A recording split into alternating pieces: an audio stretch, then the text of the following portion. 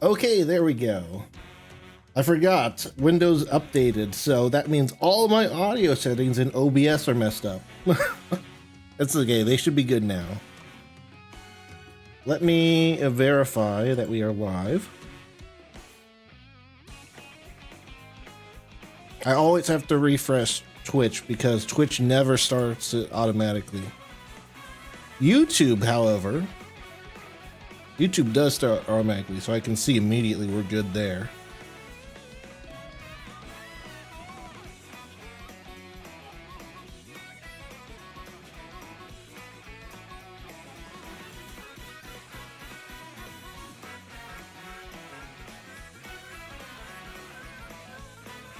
And then I just switch my monitor over so I can see the game with low latency.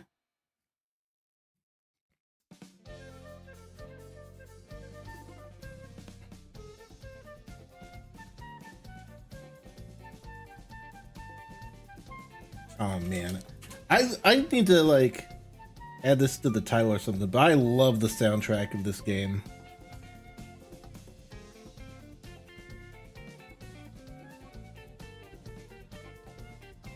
Like, I'm pretty sure this is from one of the Yoshi games, right? I've never played them, but... No. Go back. I want to hear the music. You know what? Screw it. I'm updating the title.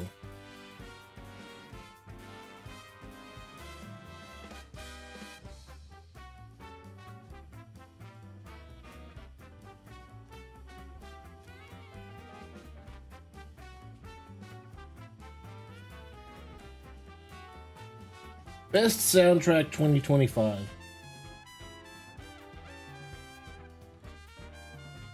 I saw someone like say this in a YouTube video about the music in this game, but man, it deserves to win like at least the best soundtrack in the Video Game Awards later this year. Like, if you don't know, if you don't think that it deserves the best soundtrack award, then you probably don't know music in this game. It's so good. Yeah, I'm playing as the Koopa Troopa for now because I want to unlock more costumes for him. But yeah, we're going to be playing just battles online, or not battles, races online. I actually haven't played that many online matchmaking lobbies. I've mainly been finding other streamers and joining their lobbies because I think it's fun to play with people you can talk to. Yeah, got it.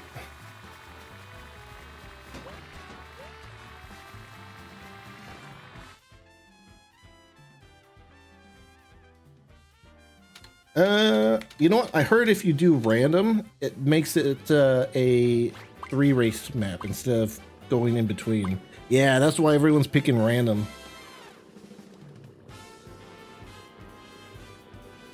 If you pick a map, you drive to the location and then do like 1 lap. But if you let random do it, then it'll just it'll do like a full map, like 3 laps.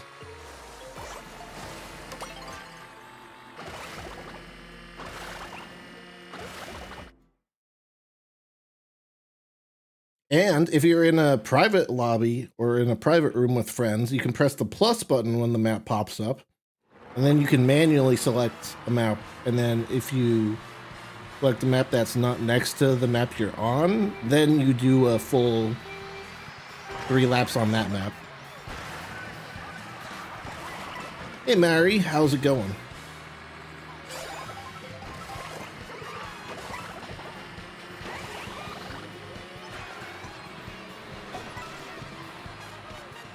Let's take this little shortcut.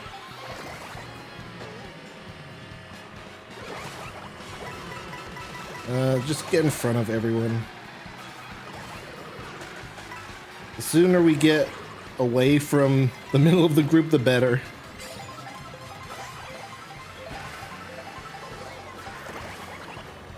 I think I'm going to try to hold this until...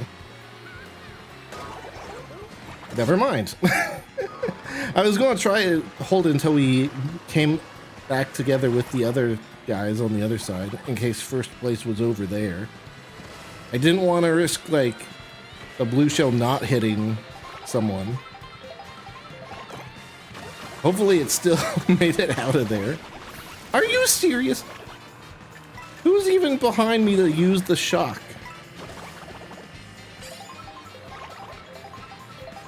Getting shocked in 20 seconds is crazy.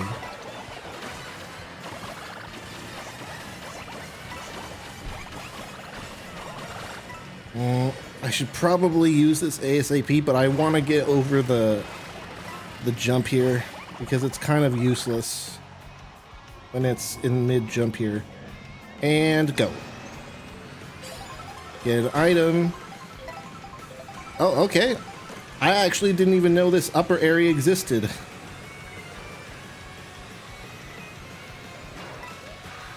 And straight into first. Can't really complain about that. Alright, that was a pretty good bullet bill. Helped me discover a new path that I didn't know of before. That was awkward, but I had to use it. You know what? That was awkward, but we made it. We didn't even take the jump. That's the crazy part.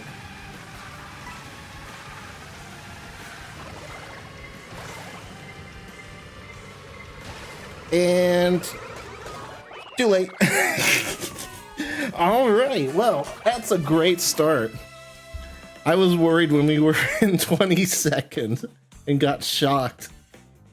But that's how you make a comeback. Jeez.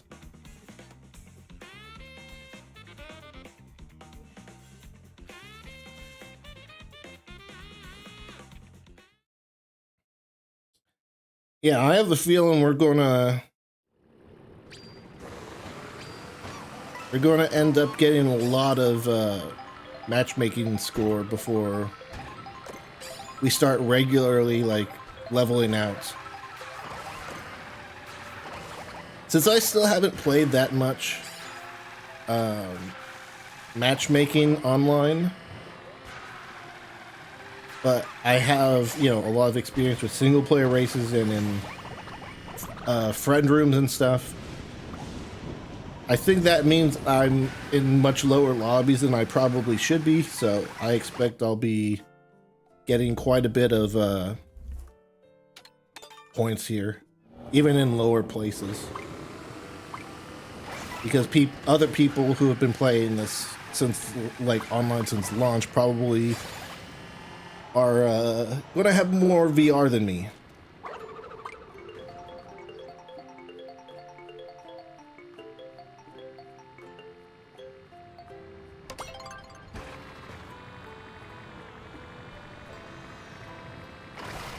Yeah, that's crazy. So many people pick random now, just for the 3 races, the 3 lap races.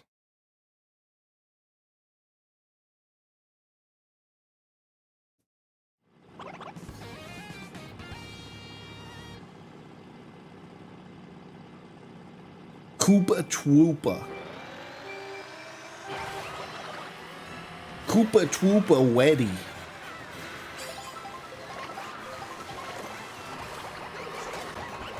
Yeah, not much I could do there. But hey, you know what? That's why light characters are Pog. I've heard some people say that light characters are even better in this game than in Mario Kart 8 Deluxe. Because since there's 24 players, you're much more likely to get hit by items.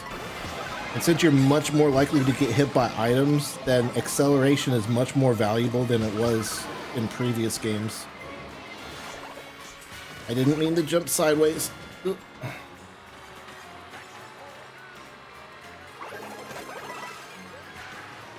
Yeah, the gold shell can actually kind of work as like a a sort of in-between between the green shell and the red shell. Because as long as someone's in the middle, you're going to hit them.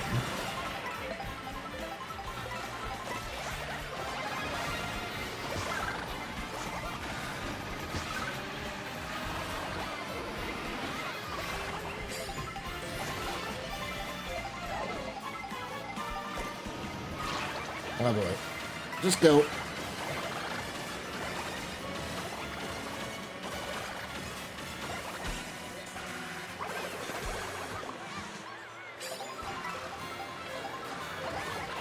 We got basically 20 coins.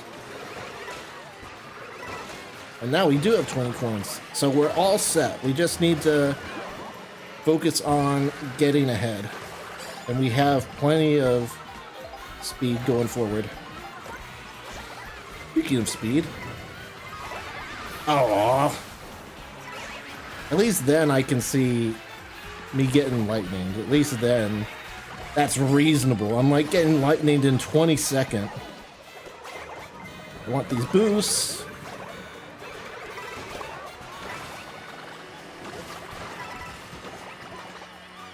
Woo! Not bad, not bad.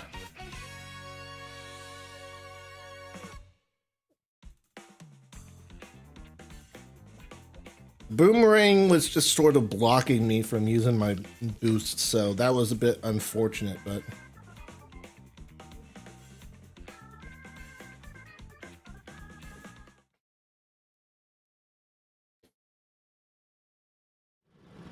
we did do a thing.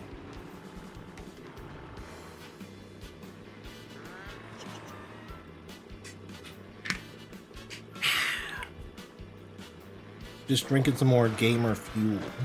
Not sponsored.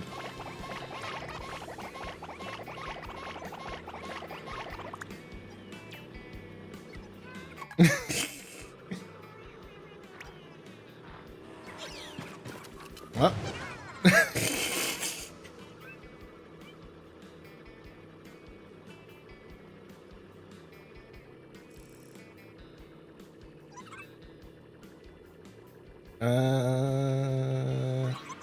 There we go.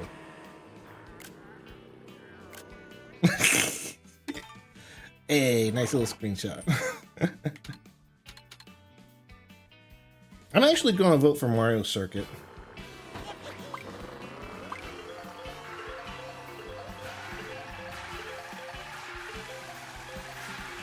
Even though it won't be the full 3 laps, I do like that map. I didn't see that thing earlier. I should have gotten that meal sooner. Bro, can you send a greeting? I don't know what that is. But hello. If that's what you mean.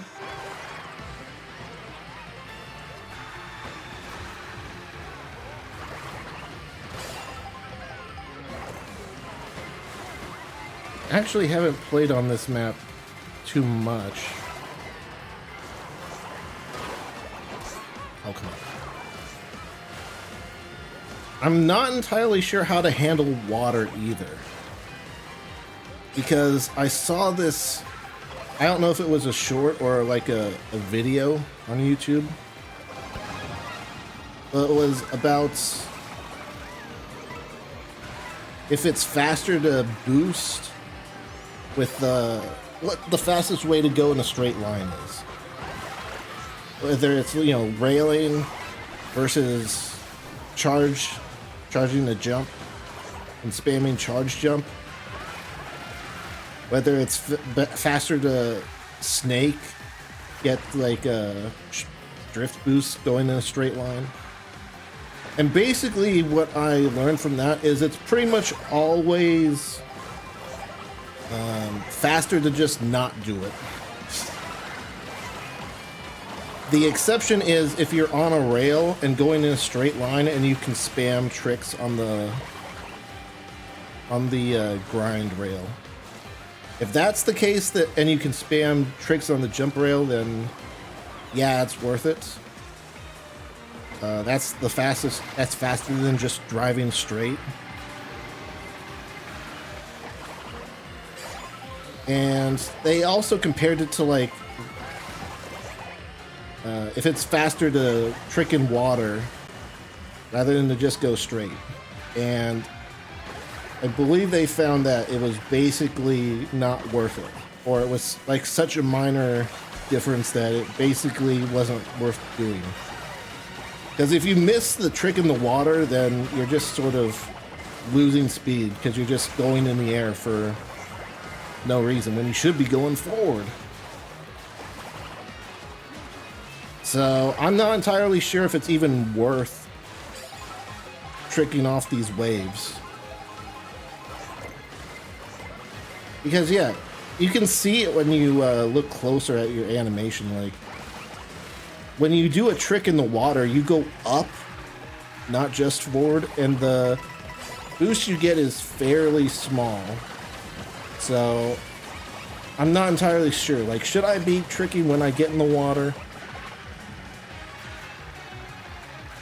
Or is that just only applying to just straight up going in a straight line in the water? I'm not sure.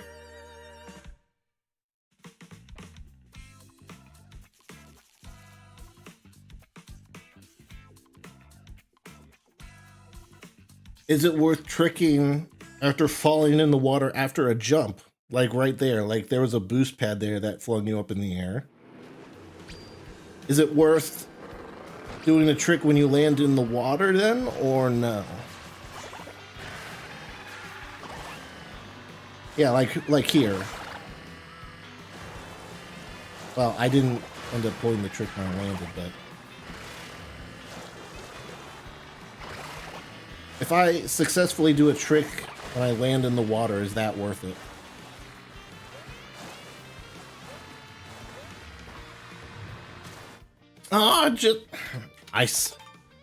I saw the food. Okay, you can still grab it. I just gotta spam. Outfit. Ooh. Nice little sailor outfit. I don't know why, but Koopa Trooper has a lot of outfits to unlock.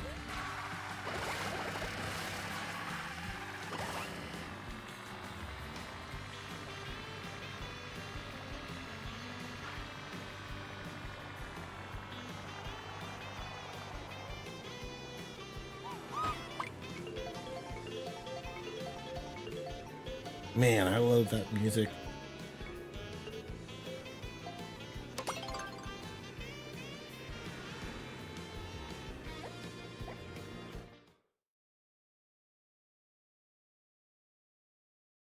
Like, come on, Nintendo, just release the soundtrack on the Nintendo Music app already. There's like over 200 tracks, and not all of them are even on YouTube yet. And some of the ones that are on YouTube only have like audio that's recorded in game, so there's like engine noises in the background. I think that's the case specifically for the Rainbow Road, the Wii Rainbow Road music. Like, it's in the game, but the only footage I see on YouTube that it exists is no,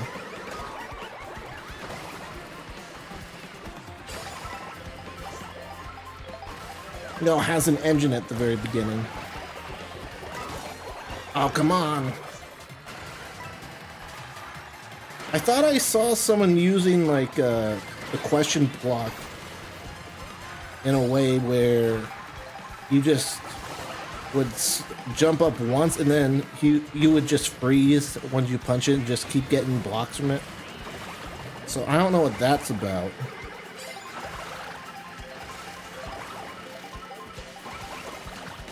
Let's see. Yeah, I wanted to try out this section. It doesn't feel like it's better, if I'm being honest. Yeah, that's... the T-Rex kind of ruins that. But yeah, what that video taught me was that basically you should only really be doing charge jumps if it gets you into a better position. Like if it gets you on a rail that you want to take. Oh, come on. Are you... If it gets you onto a rail you want to use, or if it gets you to another section of the map, then it's worth doing, but...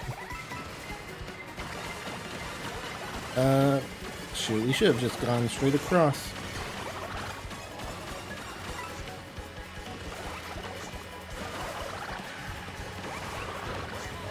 Is someone trying to get me there?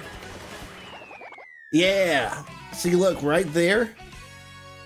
Instead of taking the jump, I tried to go between the jumps. Between the water spouts. That way I didn't go up in the air as much. It's just a waste of time.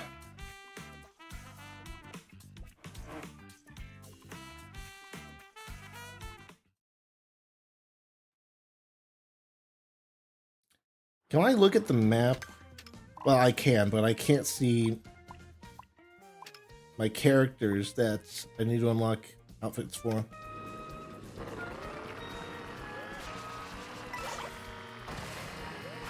I actually don't... I don't think I have any other outfits unlocked for Koopa Troopa. I think I just switched to them at the very end of my last play session so that I would remember to unlock stuff for him.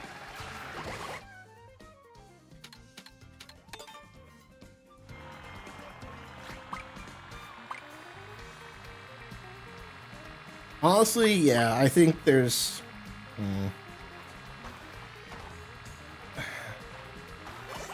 I think there's very little reason to actually vote for a map. Because even if you see a map that you like, you're only going to be on it for the final lap. The first two are going to be you driving there. Ooh, can I get the outfit? No. Okay, that just turned me back to normal. Well.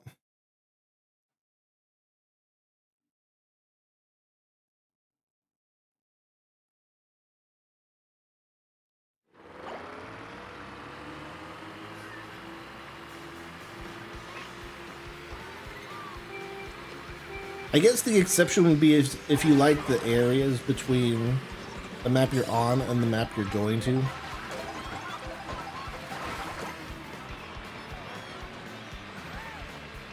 Like, I think a lot of the paths around Moo Moo Meadows are pretty good.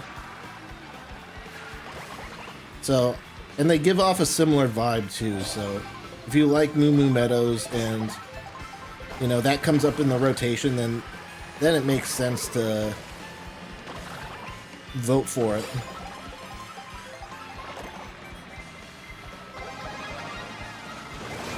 Ooh, nice. Free food. Gotta love the unexpected free food. Holy coins. Was that the question block someone else used? I think it was.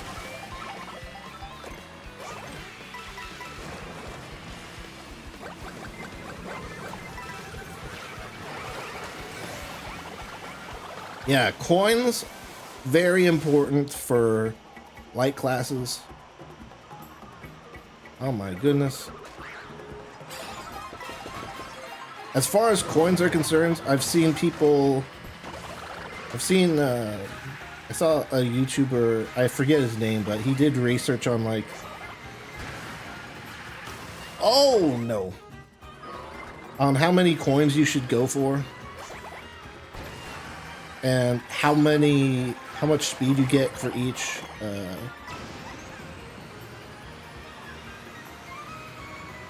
coin. And it also depends on your loadout too. Like for light classes or for light characters, it's very important to get like up to like around 7-ish coins. But if you're a heavy class, you really only need 2. because of how it scales. So really, if you're a heavy class, you either just go for a couple coins or you go for all 20 and get the max boost. And if you're a lightweight class, then coins are much more important. You need to get like 7 coins to at least like get a good amount of speed. Hey Alexander, how's it going? Welcome to the stream.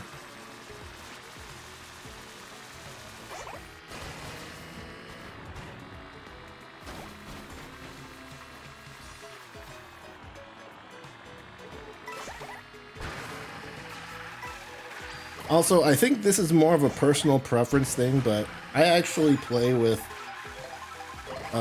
auto acceleration on. There's very few downsides to having auto acceleration on. So it makes it so that you just press A and then you just go. You don't have to hold it down, the button down the entire race. And you are still able to do the starting boost. So like you can start pressing the A button when the 2 comes up and you'll still get the boost, but you just don't have to hold it.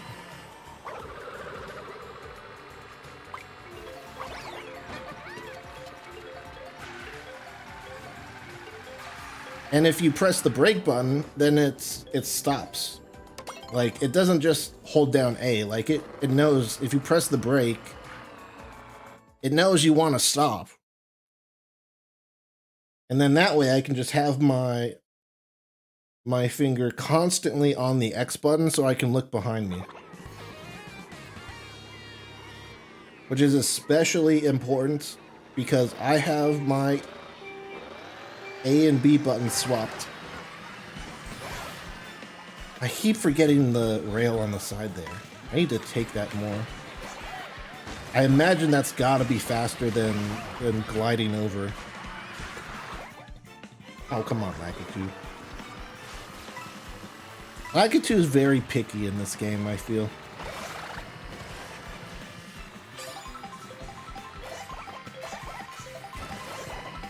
Also, I did learn that tricking multiple times basically does nothing. It doesn't give you extra speed or anything. The only thing it's good for is adjusting your position. So like if you're in the air and you need to go a little bit to the right or left, then you can like trick left or right to adjust your trajectory. But other than that, like other than adjusting where you land, there's no real reason to trick multiple times.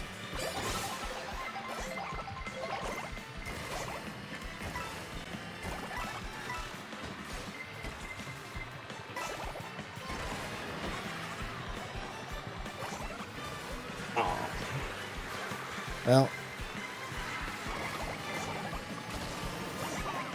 I want to... You know what? Use it or lose it. Yeah, that...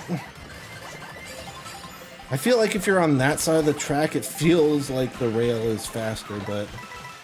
I don't know. The glider looks better than I remember. I miss all those boxes as a giant. Thanks for opening the shortcut for me.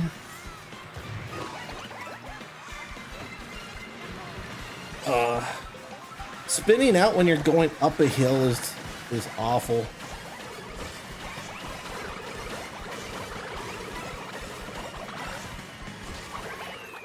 Like, it just takes so much longer for you to actually get going.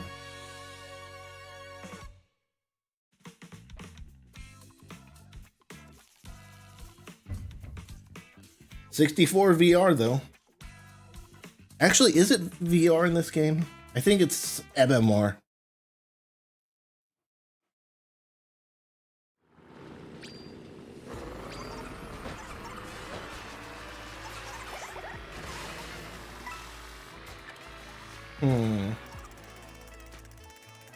Let me see here.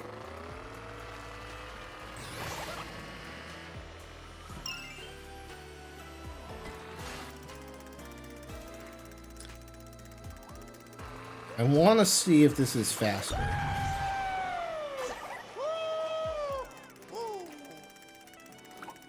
Oh, you know what? Yeah, there's a second. Also, thanks for subscribing, man. I appreciate that. Yeah, so there's a second railing that you can jump to after getting on the first one. That definitely is faster. If you don't jump to that other railing, it's questionable.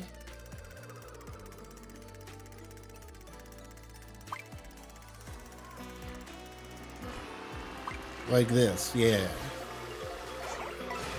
Yeah, that's definitely faster. And it sets you up well to get an item box or get on the second railing. That looks good. I like that.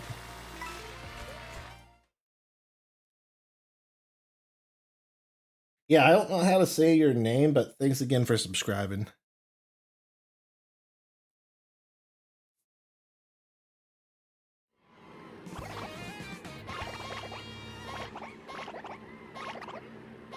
Yeah, you can actually see people doing the wave stuff before the race starts.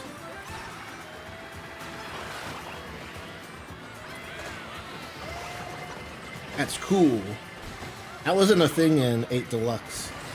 You just honk and everyone would look like they see you, but they actually don't. Nintendo lying to us again.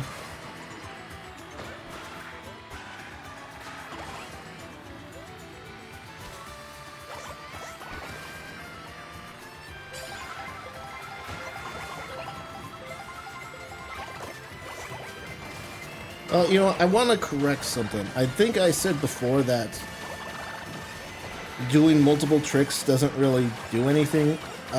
Technically, I think flipping, I forget if it was forward or backward, but flipping down, I think, makes it so that you land faster. And I didn't jump there. Yeah. But again, that's sort of what I was saying before.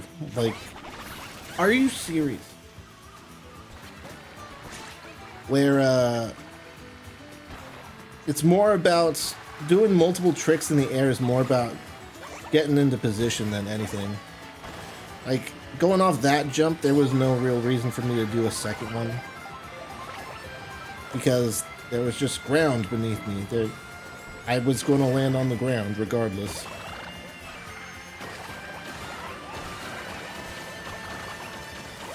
Avoid the bomb. Bro. Oh. Like here, if I did a second trick, I think there's enough room to do a second trick. But I could have possibly have done a second trick to the right. Oh, that's an evil banana. And then that way I would have landed in a better spot when it came to the item boxes. I don't know the exact timing though. Please, no squish! No! Have mercy. I'm just a poor old turtle. Hey Remy, welcome to the stream. How are you doing today? Still getting positive MMR in 15th. That's crazy.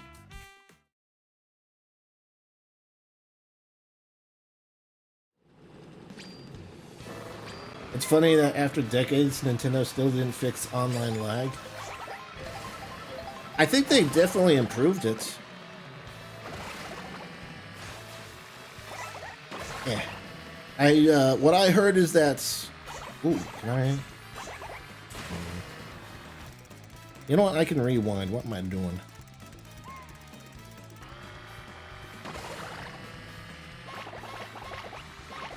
I'm trying to... Never mind. I was trying to land on there and get the switch, but... What I've heard is that... Well, maybe they didn't improve it, but they changed how the online lag stuff works. So, for example, in Mario Kart 8 Deluxe... Ooh, food.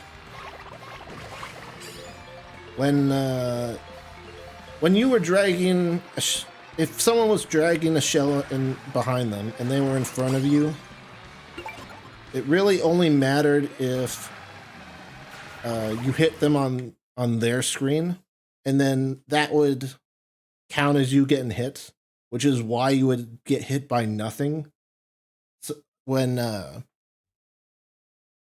someone else is dragging something behind them, but they're not near you, because on their screen, it would show them as hitting you, but on your screen, it wouldn't be anywhere near that.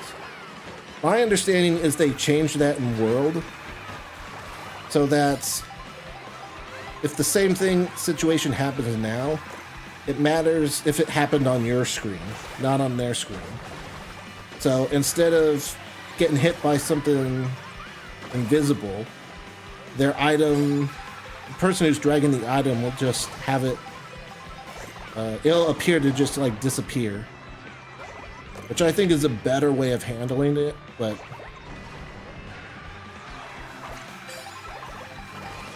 it's not perfect, but I think it's definitely an improvement.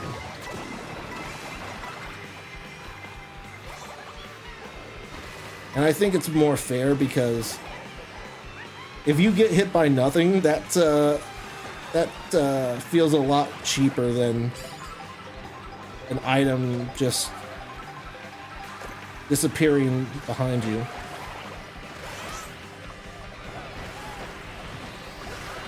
So like right now I'm dragging a banana. It's possible that if someone is following me and gets hit by the banana on their screen, that it'll just look like my banana just disappears. Whereas in Deluxe, it would only matter if I hit someone on my screen. And on their screen, it would look like they got hit by nothing.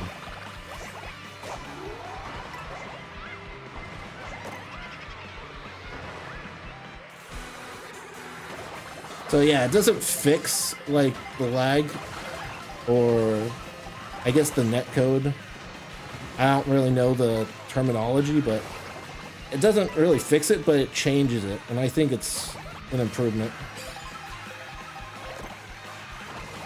But yeah, I agree. I don't trust Nintendo with networking. When my when I got my Switch 2, I purposefully like kept my Switch 1 around because I did not want to upload all my save stuff to the cloud for the system transfer.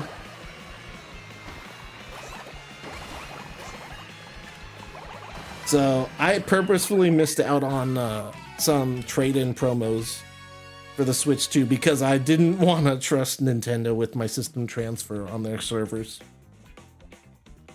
From what I hear, it went all right, but I mean, I wasn't going to trust it, you know?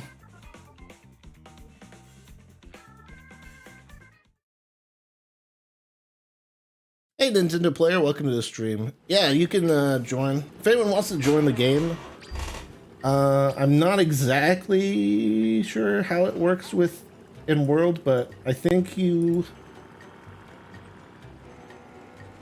can still add me as a friend, and then you can join my lobby. Like, there's no party system, so I think you just sort of have to, after I accept your request, I think you just sort of have to like join me via the in-game menu, I guess. Well, this is interesting. Does this mean Peach Beach doesn't have a driving thing? I guess so.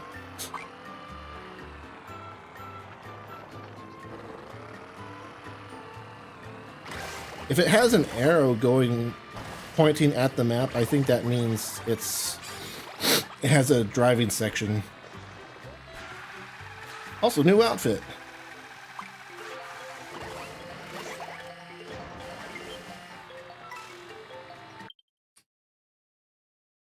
Oh. That's new. I could actually accept your request without going to the main menu. What's this? Is that an improvement?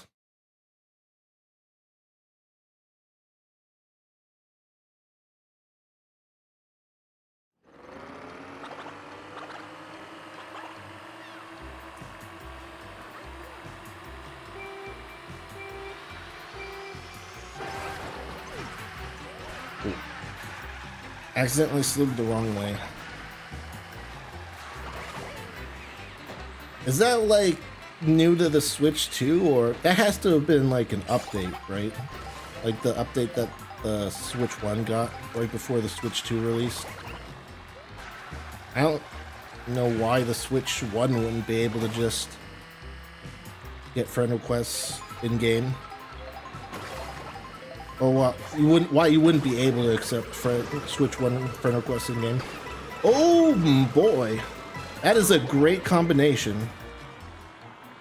I didn't even think about that, but the golden shell combined with the bullet bill, that was like an instant 20 coins.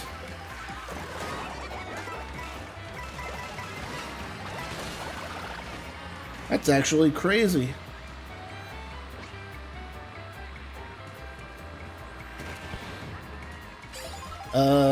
What's the code? I posted it in, well, Stream Elements posted my friend code in chat. Oh. If you're asking for a room code, there isn't one because I'm playing online matchmaking.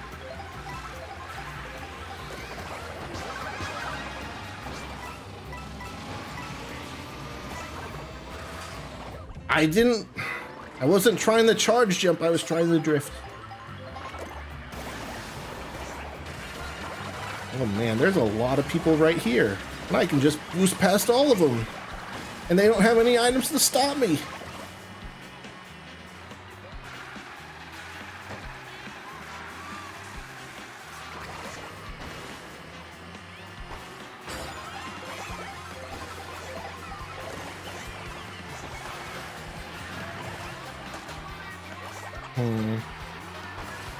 I know you can go to that rail on the top left, or the top right, I mean.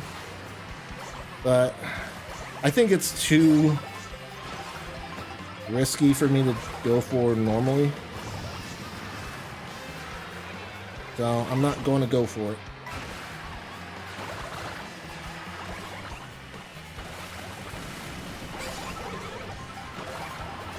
Yeah, is it like, do you hold, is it the forward one on the stick or? I thought it was going for Waluigi. I wasn't even in first for like 2 seconds.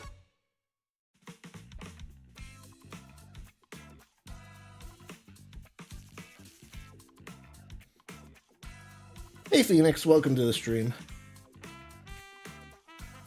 Yeah, I think you should be able to join through the game menus.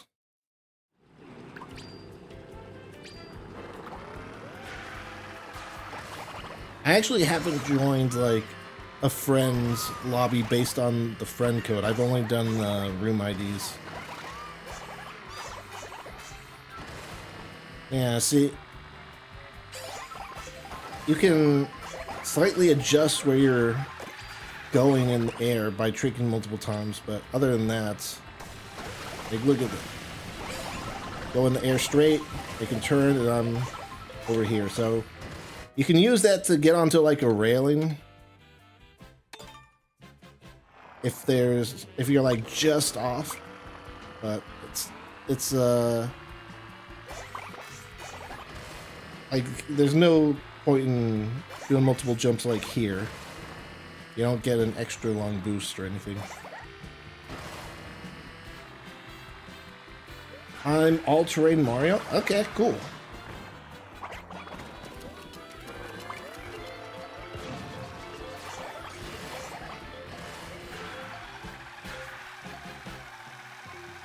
I'm not sure if rails are... I guess it depends on the area, but...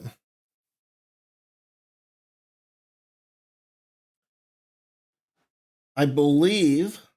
Oh, hey, Sackboy, welcome to the Twitch stream. How's it going? I believe grinding on a rail and then going straight forward is... It depends on your class, I guess, and how many coins you have. Because I believe everyone grinds on the rails at the same speed, unless you have, like, a draft or like a boosted item, or if you have some other, or if you like trick or something. But if no one's tricking, no one has like extra stuff or whatever, then everyone grinds on the rail at the same rate. So grinding on rails can be better for light classes, especially if you don't have that many coins.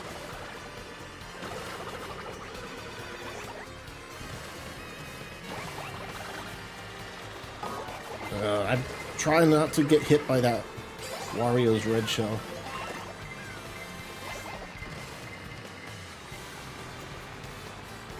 Oh. I was like, I didn't want to go for those item boxes, but since I'm over here.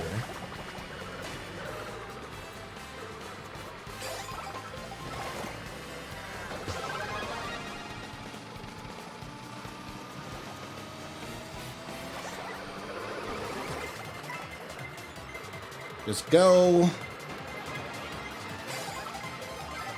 Use the star to guarantee items.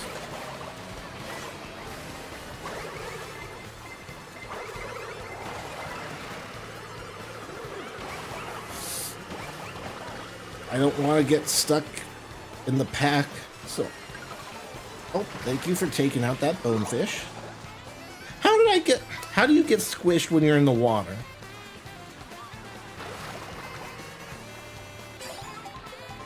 Like, surely there's enough space underwater for me to just not get squished like that.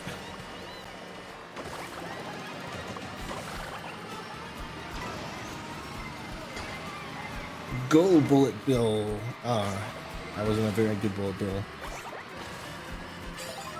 I was too far ahead.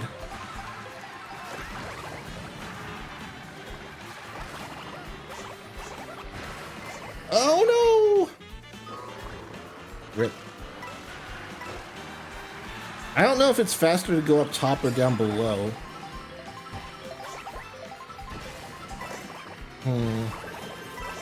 Well, you know what? This is actually pretty good because I get exclusive rights to the coins. Yeah, staying low might actually be the play. I haven't seen like time trials or anything. But by staying low, you don't glide in the air as much.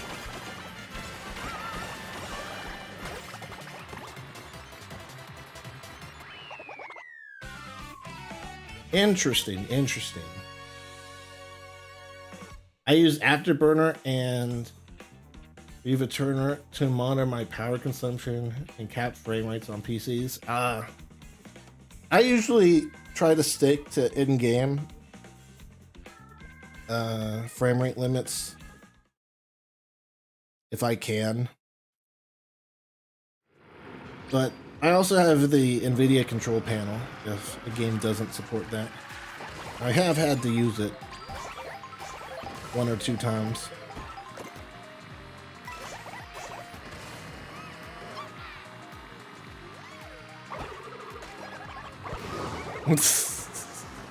I was trying to get the bomb.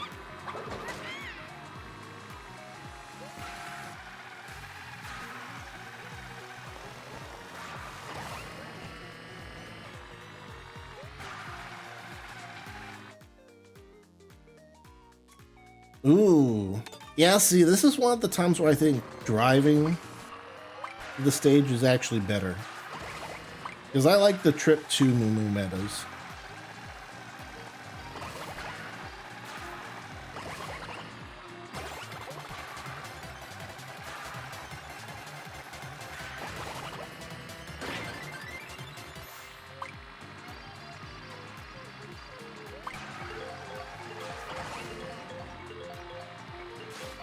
Yeah, like if you spam trick on a rail like this, it is very, very much faster than just driving straight.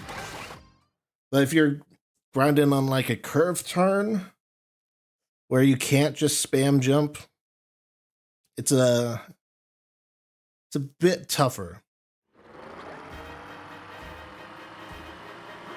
The main thing I've heard that makes going on rails not as fast as driving straight is the charge jump to get on the rails.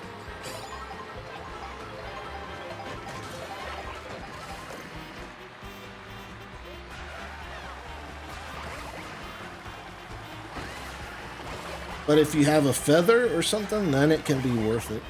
Even if you don't spam jump or spam tricks on the rail. Yeah, like, are those walls grindable? Grindable sounds weird, but...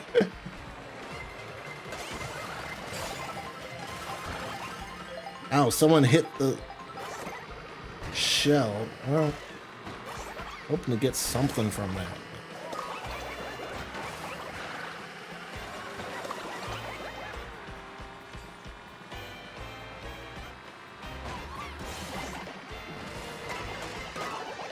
Are you serious? The blue shell took the top road?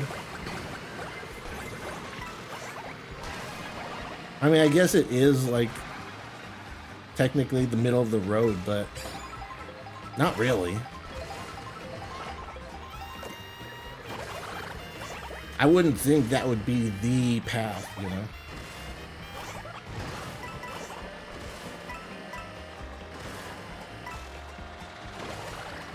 Alright, we got 13. We're at a good set now. Again, the main tip I heard for coins is that they matter a lot more for light classes. So it's more important for you to have more coins as a light class than it is as a heavy class. So for heavy classes, that's what you get for boomerang. You need Wario. For heavy classes, you want either 2. Oh my goodness. I actually just want to keep these.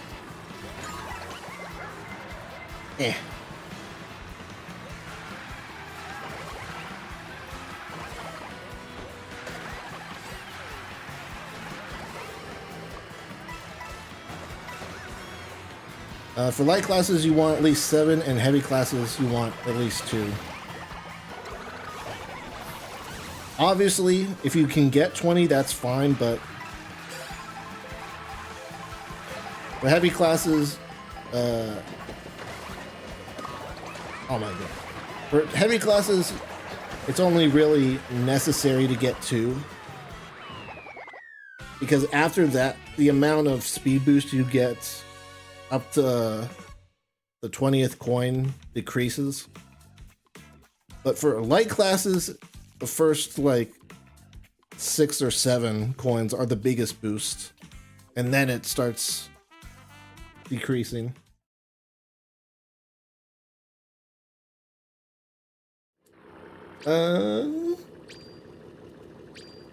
Why'd they say you banned this game? I don't know.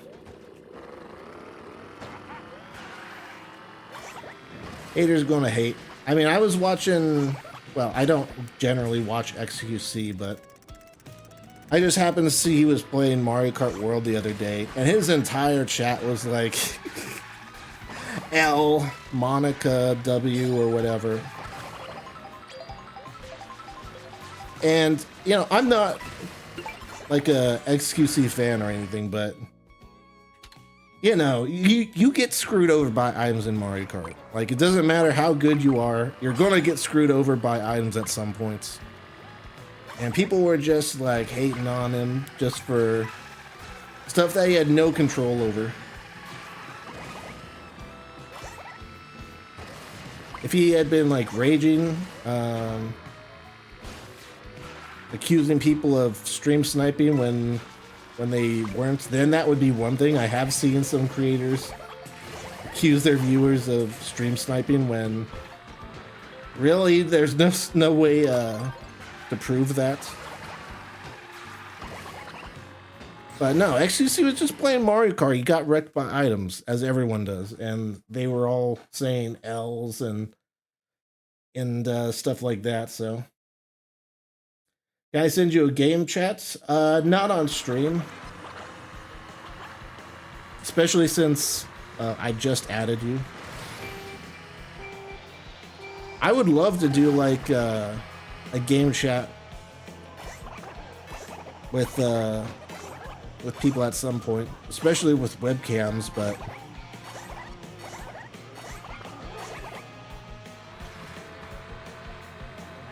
gotta be careful.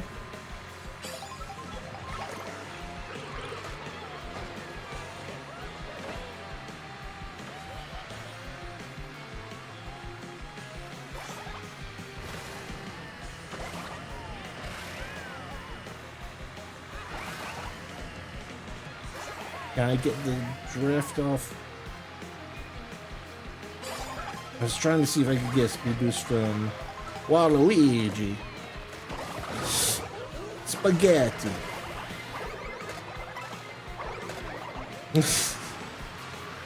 But like there, like that Peach did nothing wrong, but some people, I suspect people who don't know anything about Mario Kart, would still say L, got hit by an item, trash. But people just like the hate. It really just exposes stupid people who don't play Mario Kart more than anything. Now, making dumb decisions, like, I don't know, getting rid of, like your red shells and then getting hit by a green shell, that's something different, but just getting hit by an item, like, you're going to get hit by items. It's a fact. Some games just aren't going to go your way. That's literally why Mario Kart is like a verb. Like getting Mario Karted. That's where that whole thing comes from.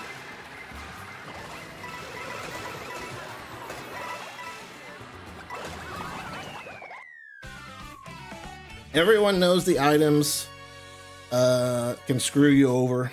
Everyone knows that some items are very powerful, arguably OP in some areas. But that's also what makes it fun. Like, if you want like a pure skill-based racing experience, then either play like a racing simulator or play Time Trials.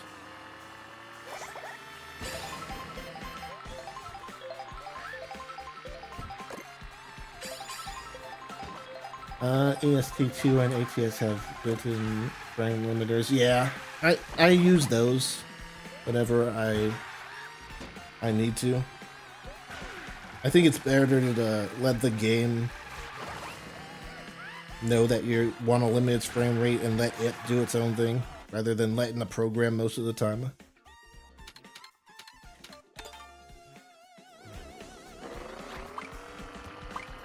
Really, using external programs to limit frame rate should be the last resort, and any developer that knows anything probably has either VSync or a frame rate limit.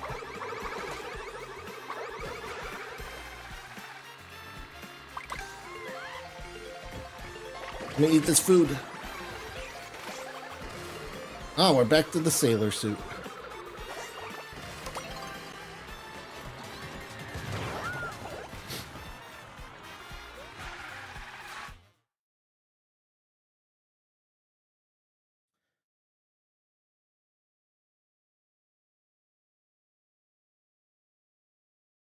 Hey, the boy, welcome to the stream. Hey, Antonella. I sent you a game chat after stream. I might not be playing immediately after stream because I need to move my Switch back where I normally play it. Now it's at my computer because I'm streaming it, but...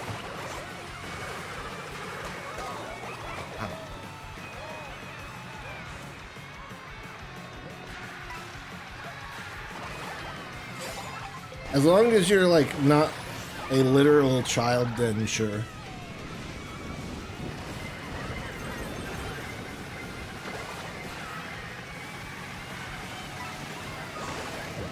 Woo-wee. Yeah, you can totally make that jump without going over the actual jump part. I don't think you... I just think you can't do it without a mushroom or something. Or maybe you can, I don't know.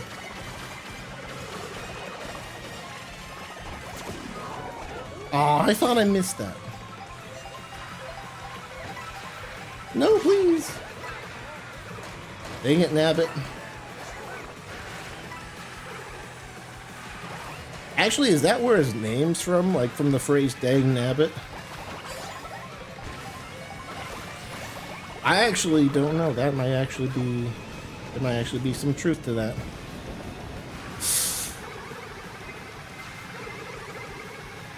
Thank you for not holding those shells forever, Mario.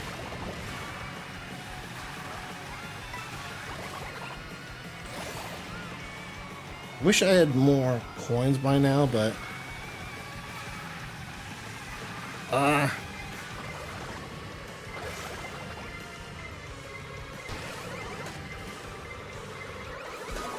I never claimed to be no pro.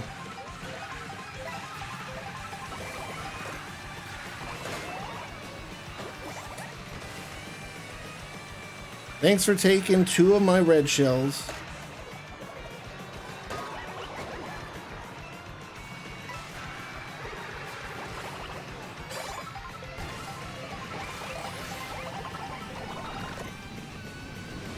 I wonder if people are still playing Mario Kart 8 Deluxe on their Switch 1 and 2s. Oh yeah, I'm sure there's more people playing.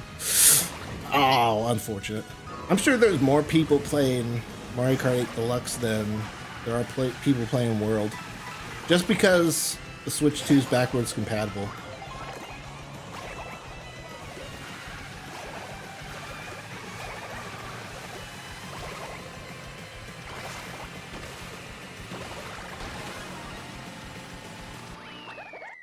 Not everyone, well, first of all, there are still people that are having trouble finding a Switch 2. It really depends on the area, though. Like, some areas you can just walk in and get a Switch. Some areas, it's much harder. So there's that. There's people who don't want a Switch immediately at launch. People that are waiting for, like, another Pokemon game or a new 3D Mario before they upgrade.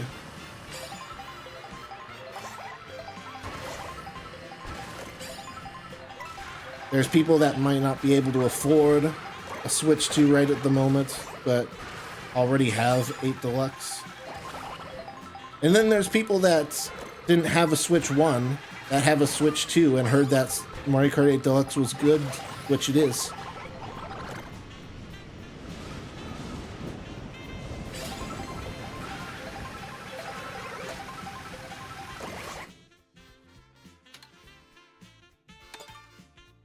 Like, it's funny, am I gonna be kicked out for going to the eShop here? Screw it. I'm only gonna be a second, but like, if you go to best sellers, Mario Kart World's here, sure. You got the usual suspects, but if we go to digital, well, digital only is not gonna have it, but if we go to Nintendo Switch, look what's in number 3. Mario Kart 8 Deluxe. Like, the Switch 2 section is just Switch 2 games. Well, if you go to games that are on both, Switch 1 and 2, Mario Kart 8 Deluxe is still very... It's like number 3 in the top sellers. And it was not like that before. Like, before... the Switch 2 came out, like, don't get me wrong, Mario Kart 8 Deluxe was still very popular, but number 3, it was not like number 3 on the list or that high.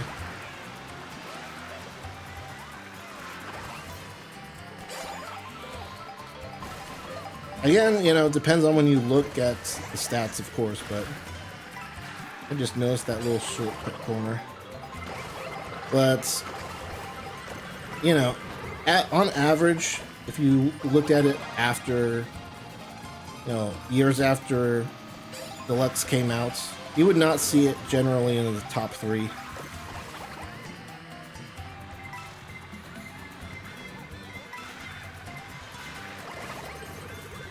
Did that blue shell get destroyed?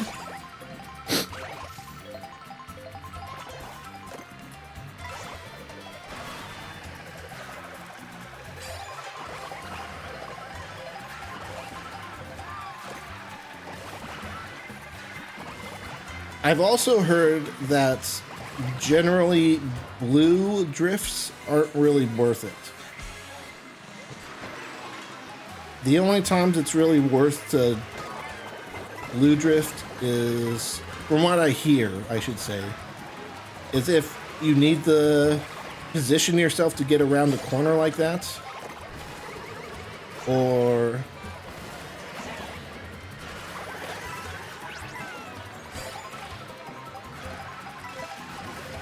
well, that's pretty much it. That's pretty much the only time when it's worth it, is if you need to position yourself to get across a corner or whatever, or around a corner. But generally, if you have an option to like drift and get a blue boost or just go straight, it's usually better to just drive straight, because you do need to turn in a different direction to get the boost. I saw Cyberpunk. Cyberpunk definitely caught my eye in the eShop. Yeah. Let's see that again. I'm glad you pointed that out, because I noticed that too.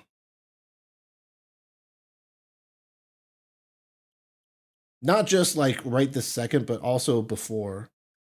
But yeah, Cyberpunk's number 2 on the best-selling Switch games. That is awesome. I like it. And it makes sense, like, if you have a Switch and that's your main system, you haven't had a chance to play Cyberpunk before. You've probably, if you are into gaming news, you've probably heard of the disastrous launch of Cyberpunk, but you've also likely heard of the updates and all the good news about like the DLC and fixes they've made. So if you're a Switch player, you either haven't played Cyberpunk and are finally able to now that it's on Switch 2, or you've been in the know of gaming news long enough to know that it's been patched and fixed and it's much better than it was at launch. So I've been asking anyone with a Switch 2 this question. First, do you have a Pro Controller? Second, if you do you like the D-pad? I don't have, well, that's a little complicated of a question for me personally. Technically, yes, I do have a Switch 2 Pro Controller. Have I taken it out of its box? No, and I don't plan on taking it out until my current Switch 1 Pro Controller starts having issues. I mainly got the Switch 2 Pro Controller because, the economy's in a weird spot right now, and people aren't really sure what's going to happen with tariffs and that sort of stuff. And I'm not an economist. I don't really know. Pro Racer Koopa Troopa, nice. I don't know what's going to happen, but I mainly got it so that I don't have to worry about any potential future price increases. And so that when my current Switch 1 Pro Controller runs out, then I'm already good to go. So I'm keeping it in its box until later. I likely would need to buy a Pro Controller at some point during the Switch 2's lifespan anyway. I'd be surprised if my Switch 1 Pro Controller lasts through 2 generations. But I guess it's not impossible.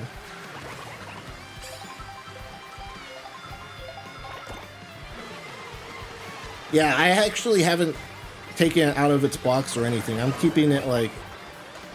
I'm keeping my Switch 2 Pro controller pristine, untouched until it's needed.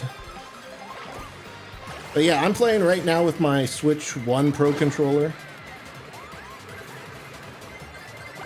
And it works just fine. The only annoying thing is it doesn't wake up the Switch 2.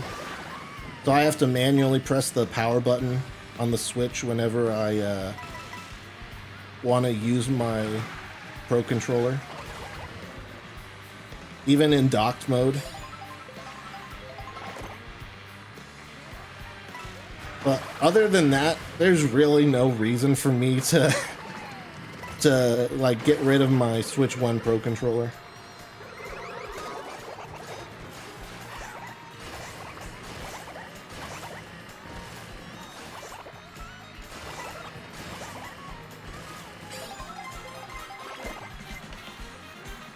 But yeah, it works fine. It doesn't like miss anything. And even with game chat, like, you don't need the chat button at all. Like, I'll show you after this race here, but you can still get to the game chat menu from the home menu. You just need to like go to the home menu to get in the game chat. Which is, at most, a minor inconvenience compared to just having the button on the controller.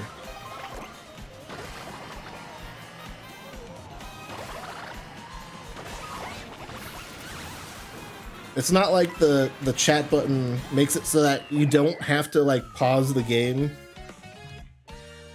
So... like, I can go to game chat by pressing the home button, going to the game chat.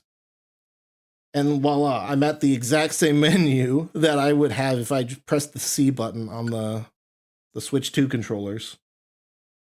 There you go. And again, it's not like if I press the C button on the Switch 2 controllers, it's not like it saves me a bunch of effort or anything. It's literally just... I don't have to press the home menu, push down on my joystick once, press right on my joystick one time, and then press A again. So it saves me like a total of like 4 inputs, maybe. So let's see. Button press. So 1, 2, 3. Maybe 4 if it doesn't make you sign in.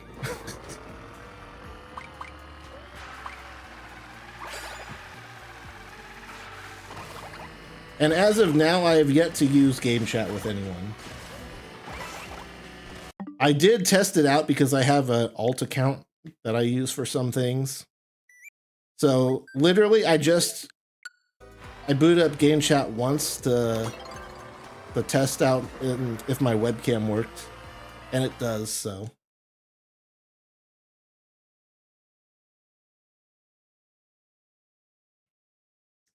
I guess CDPR had to optimize Cyberpunk graphics settings for the Switch 2. Yeah. Yeah, they definitely did. Supposedly, it's actually, all things considered, it's pretty impressive port. I haven't played it or seen any videos, but that's what the word on the street is that for a portable version of Cyberpunk, it's very good. Obviously, PS5, Xbox Series X would be better, but if you want to play Cyberpunk on the go, that sounds like this is the best option. Especially since all the game data is on the cart for Cyberpunk. I might actually get Cyberpunk physically at some point for Switch, just for the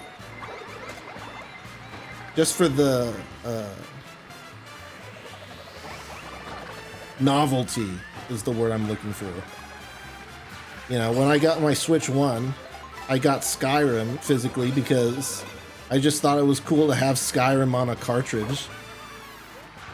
Once a few years go by and Cyberpunk goes on sale for a couple bucks, or whatever, then I'll, or at least cheaper, then I'll get it physically just for the same reason. I'm probably not going to play it again, but I think it is cool to have an entire physical version of Cyberpunk on a cartridge.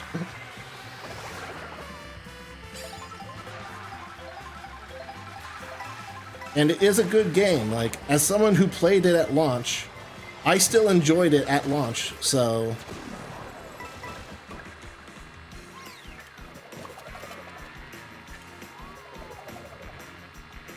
I did have one instance that was almost game-breaking. Some NPC was supposed to say something to advance the story, but just wouldn't say that thing. So I had to reload to an earlier save. And if I hadn't saved like 5 minutes before, I would have lost potentially hours of progress.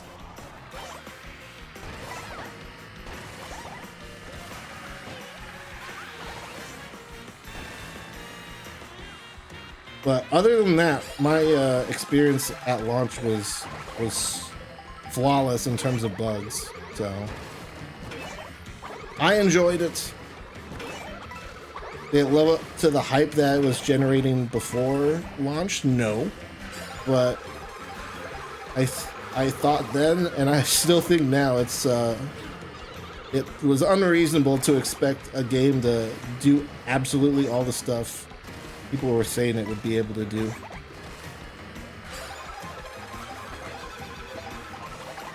Every time a game comes along and says, or people like start overhyping it, I instantly start getting skeptical.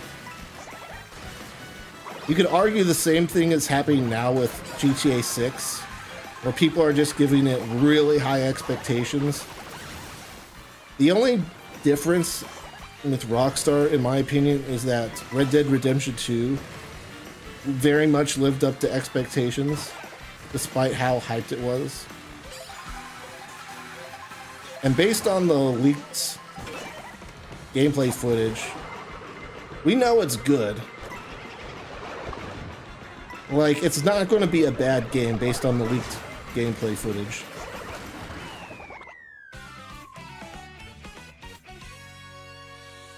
So that's why I'm not as skeptical for GTA 6 as I would normally be for a game that hyped, but I played the port and it's near perfect. It's on par with low graphics mode on the PS5. Okay, that's cool. That's actually really good for a portable system like the Switch 2. Have it on, like, even a comparable to any mode on PS5 is pretty good.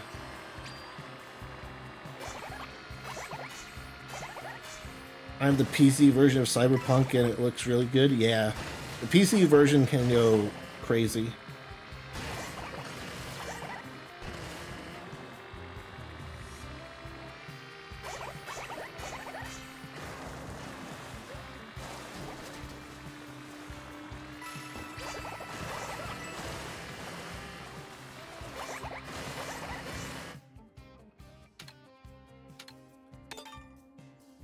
I haven't played the DLC. I wanted to at some point, but like when the story was done, and I didn't get the best ending. I also didn't get the worst ending, but once I got my ending of my playthrough, I was sort of done. It just sort of felt weird to go back after the fact.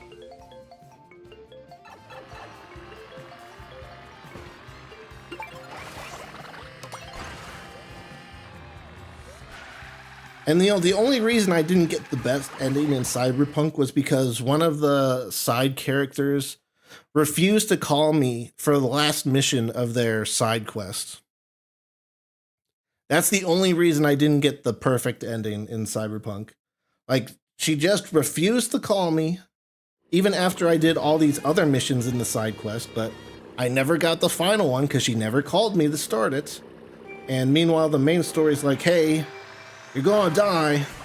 You don't have much time left. Make your choice here. And it was like, okay, well, Why am I just sitting here with nothing to do when the game's telling me, hey, we need to do something now, you know? And I was ready for the ending by then, you know? Not that I didn't like the game, but, you know. I was ready to move on, I guess. At that point. Like, I had enjoyed my time with the game. I was ready for the game to end. I was ready to see the ending. No, my gold shell.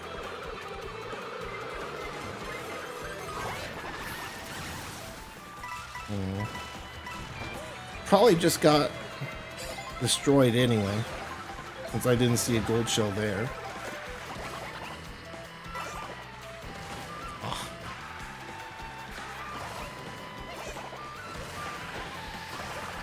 By the way, I hated doing this map in single player. For some reason, I could never beat King Boo.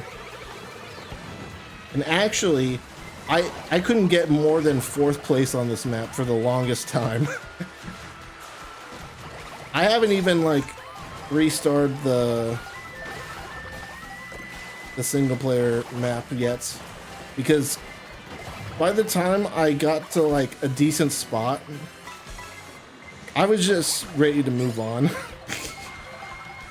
Like, I kept trying over and over again, and I would constantly get screwed over on the last lap and then end up in like 4th or something. And I was like, man, I really don't want to have to like play catch up. So if I mess up that early, I might as well just restart, you know? So I just kept playing this map over and over again, like I think 3 or 4 times, and then finally I got 2nd place to King Boo, and I was like, you know what, screw it, let's move on. And then of course I got 1st place the rest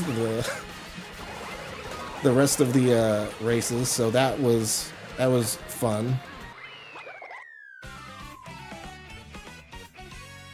I don't know if King Boo is just like cracked at this map or what, but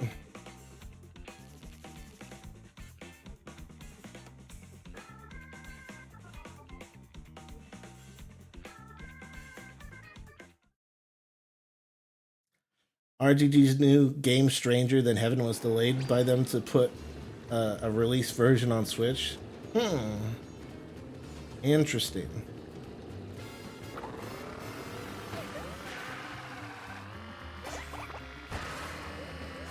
So the AI in 150 has a boss racers, and those racers will always get to seconds, no matter how far away they fall behind. Really?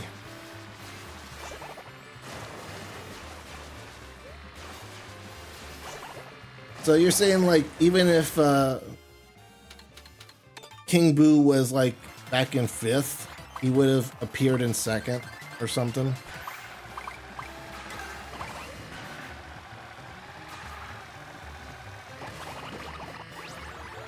Give me an outfit. Oh.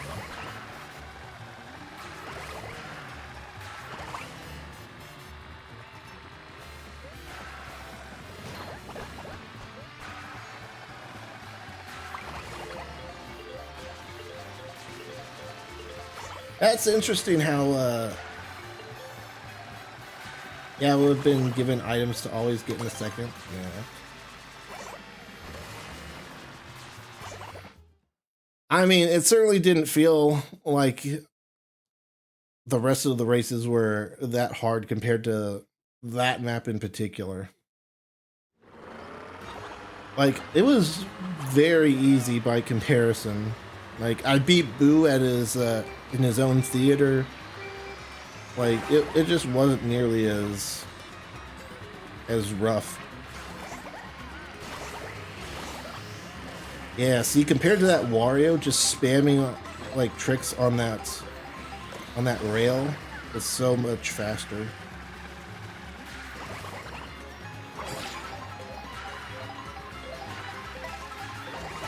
Let's try to get a couple of coins. I'm gonna steal that. Oh, that was close. Red still got him, but like I said before, I'm playing a light class, so it's much more important for me to get coins. What? I was plenty far enough away from that.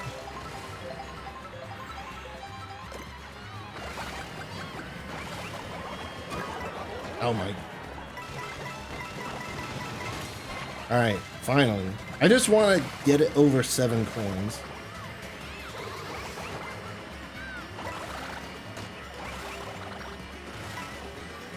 Beyond that, it isn't as worth going for the coins for light racers.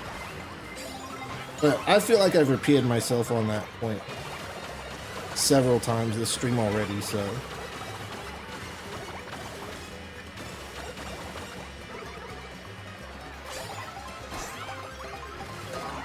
What?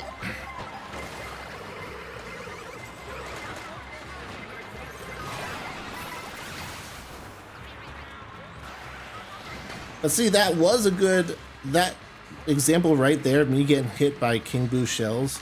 That's a great example of what I was talking about earlier with Mario Kart World's netcode changes, where in Deluxe, I might not have even touched those shells on my screen and they would have hit. And on his screen, I might not have even hit his red shells. It just would have disappeared, potentially.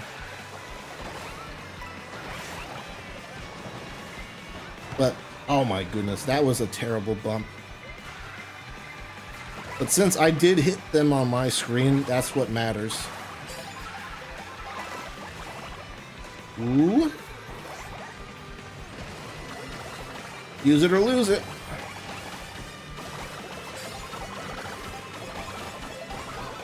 What? Bruh.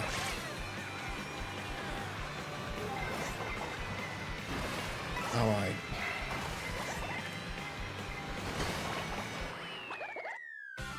Yeah, just push me aside to get me into 13th. Just add insult to injury.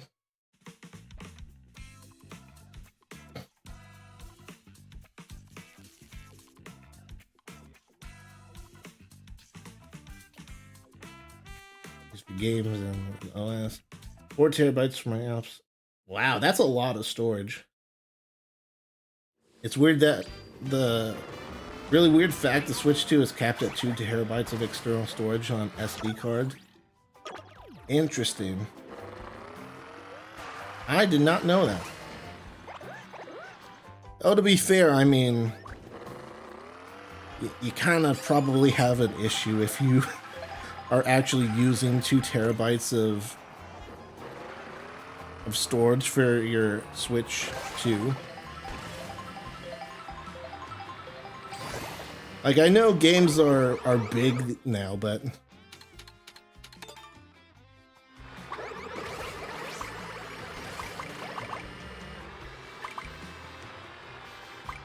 I mean, for like comparison's sake,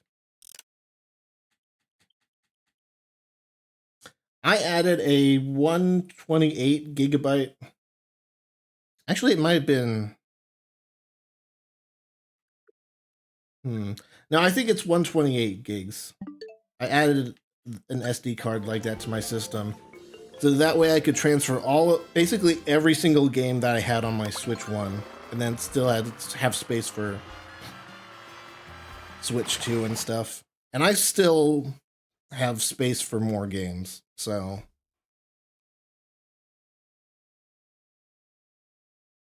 Even if a 4 terabyte card existed, it will only register 2. I wonder if that's something that could be changed with an update. Either way, like, it's probably not an issue many people will come across. Now, if the PS5 or Xbox Series X was limited to 2 terabytes on their external storage, that would be weird.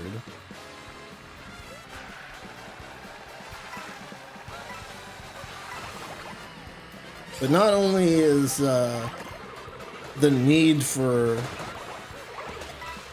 2 terabytes of storage on Switch 2, not only is that less of an issue,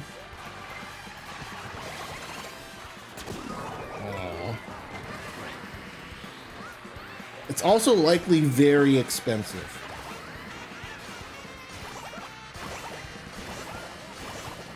Even if like a 2 terabyte, even if you did buy a 2 terabyte card or something bigger.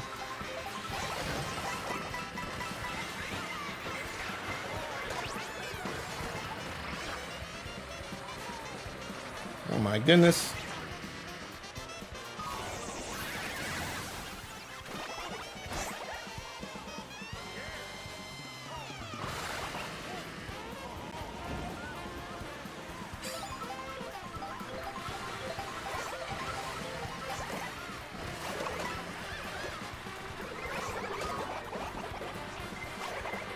Oh. No. Get rid of those red shells.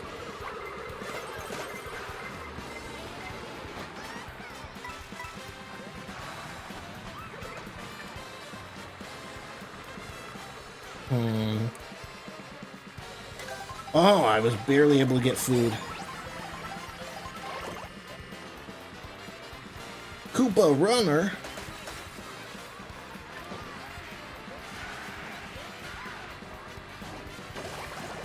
Okay.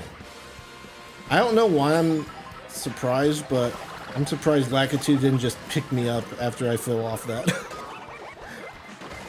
He can be very picky sometimes.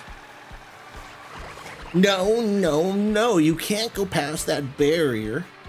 You have to stay on the course.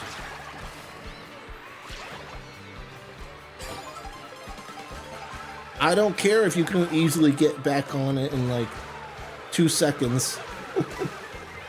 I'm picking you up.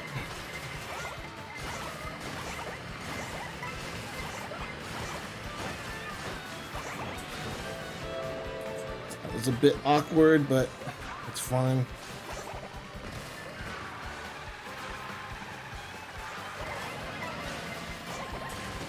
Woo-wee.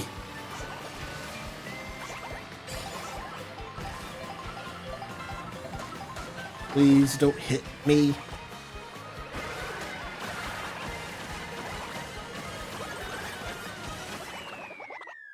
All right, I'll take it. I'll take it.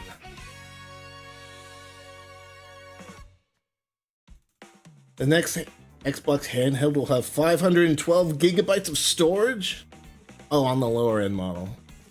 But still. You know what? I heard it was like, what, $700-800? Is that the low end model or the max?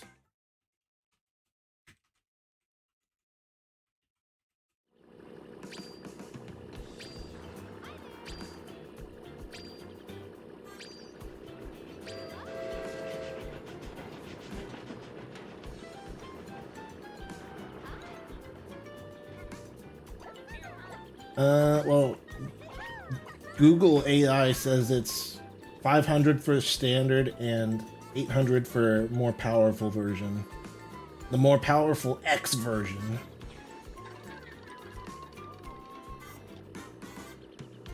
Oh, here's an actual Microsoft page. You're signed out of your Microsoft account. Yeah, I don't care. Okay, so it doesn't say any prices on there, but there's a 1 terabyte version.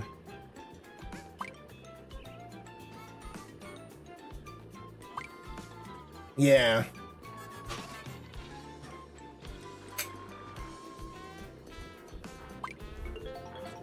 Hey Stevie, hey join Max Taxi. Welcome to the YouTube stream. How are you guys doing? The low end is about 500, yeah. Interesting to see how that'll compare. How'd you get it Switch 2? I pre-ordered and picked it up at Best Buy on launch night.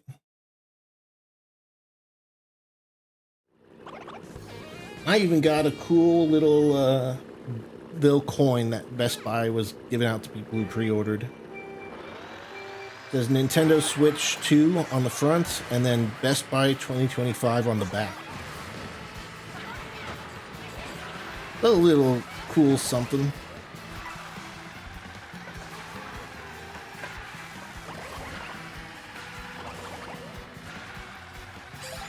I did have to like wait like an hour and a half on Best Buy's website before I pre-ordered. Before I could pre-order. But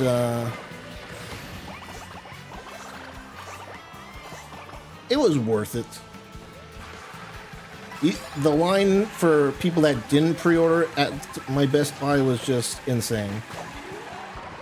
Like, I'd say there was like a good 40, 50 people in line that night that had pre-ordered, including myself.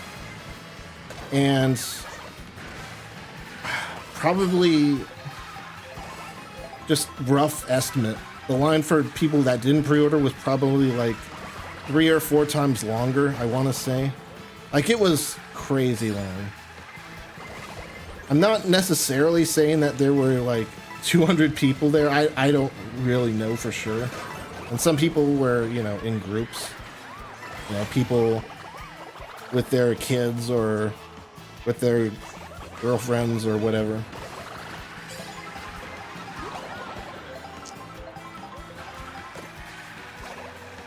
So, like, not everyone there was getting a Switch. Some people were there for support or whatever.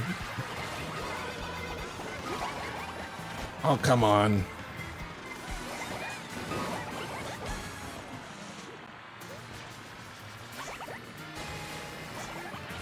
There's no real way to get on that railing without missing the item.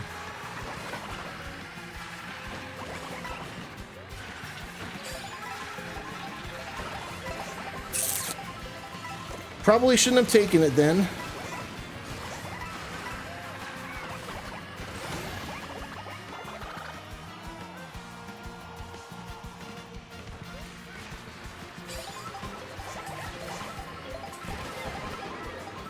Oh my goodness, this is not a great spot to be. Turn! You're supposed to be high mobility.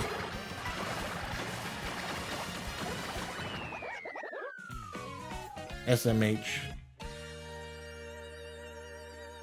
I remember hearing about the paperclip from Microsoft Office. You mean Clippy? EB Games in Canada had less people who didn't pre-order than pre-ordered at the one I went to. Over 900 pre-orders and 50 non-pre-orders. Wow. Non-pre-orders, 700 of those 900 showed up for 10 p.m. launch. Ah. Employees said they didn't leave until 4 a.m. Wow.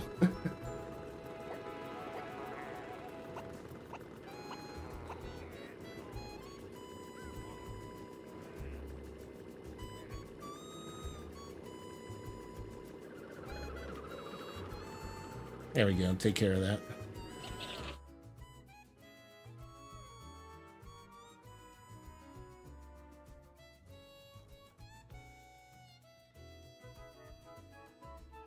Yeah, I believe it. My Best Buy actually opened early. Like, it was supposed to be a midnight launch, but they actually opened and gave us our pre-orders starting at 11. So I actually, like, went out, waited for like 15 minutes because I got there about an hour and 15 minutes early. And then just was home before, like, a half an hour before I thought they were going to open. It was actually much faster than I thought.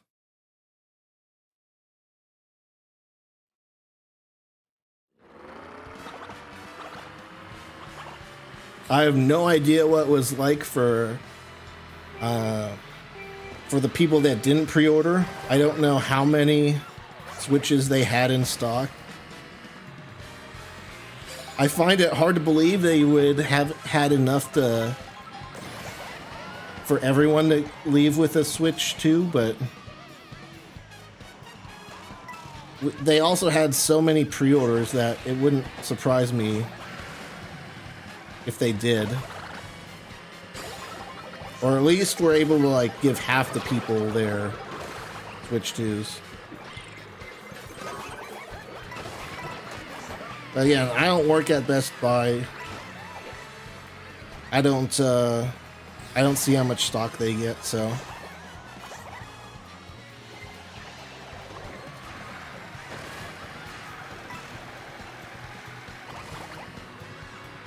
Oh yeah, and that was like those were the people that stayed. Like there were more people too, just like driving around on launch night looking for like where they can pick up a Switch 2. Like there was this car that drove by at one point.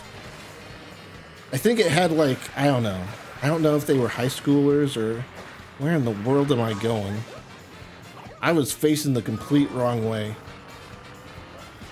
I'm too distracted on my story, but anyway. And we're like, it was like a convertible, like filled with like 4, I want to say high school age guys, just like driving around. They asked like about, oh, is this the line for pre-orders or whatever, or what's it like here? And and they ended up just driving away, ended up going somewhere else, I guess. But yeah, it was crazy. I'm glad I went. It's ironic because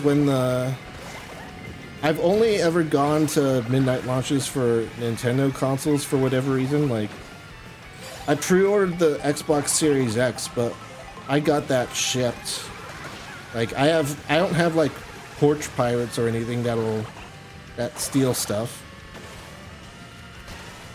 But I went to the Switch 1 launch, got my Switch 1 at that exact same Best Buy, actually. And then I went to the Switch 2 launch. Just cool seeing, like, you know, being up that late with a bunch of people who are excited for the same thing, you know. And, you know, I was in the pre-order line, so, yeah, I was talking with the guy behind me about the pre-order process, and he was like, yep, I was on like 3 different devices on pre-order night trying to get a pre-order. And I was like, yep.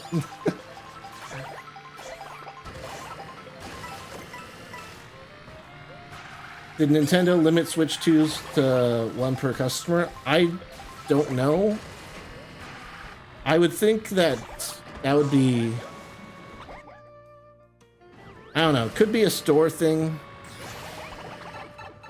I'm not sure. I was never going to buy more than 1, so.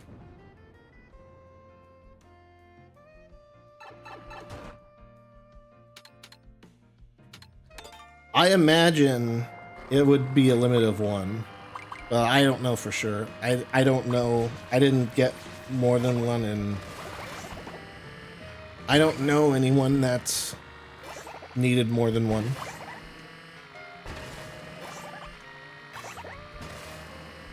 I'm surprised the Nintendo service held up. Yeah, I thought for sure that there were going to be a bunch of issues with, you know, Nintendo Online. Because not only do you have all of these people getting their Switch 2s, doing like transfers and stuff, but you also have everyone still using their regular Switch 1s, but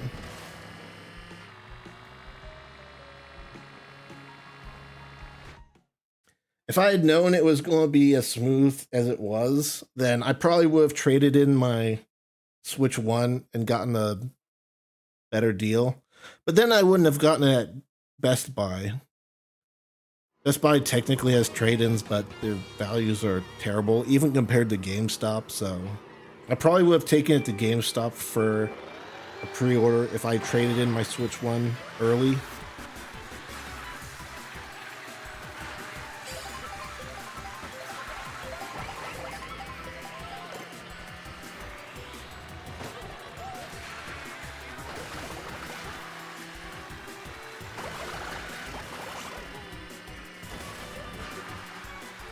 I forgot what I was going to say about that.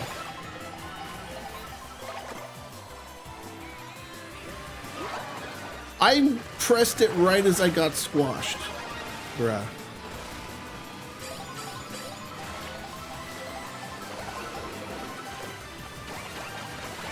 But yeah, it was fun. Oh yeah. If I had known that the Nintendo servers were going to hold up that well, then I would have just done the system transfer via the online thing instead of doing it locally. But I don't think anyone would blame me for not trusting Nintendo's online infrastructure. So I don't know. That's the price of confidence and knowing I'd transfer all my stuff. So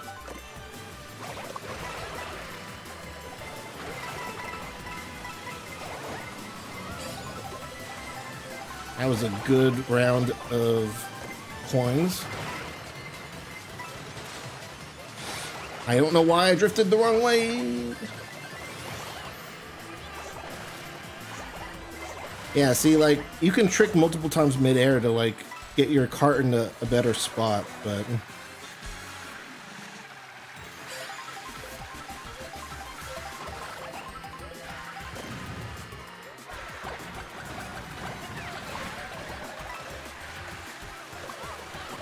other than that, it doesn't give you a boost, an extra boost or anything.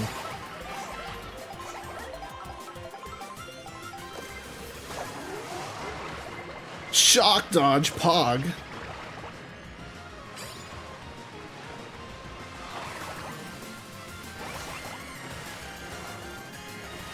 I am actually just going to be defensive here.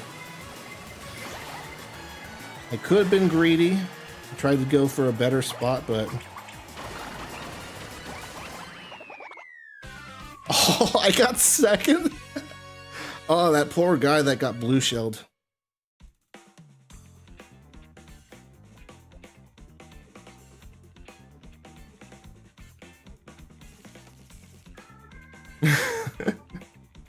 I know that Sony had to limit PS5s to one per customer for the first couple of years. Yeah.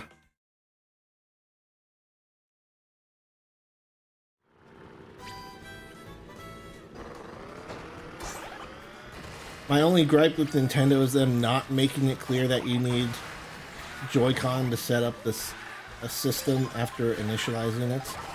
I thought it was weird that they make you have both systems be on an AC adapter and like plugged in and everything when you did it.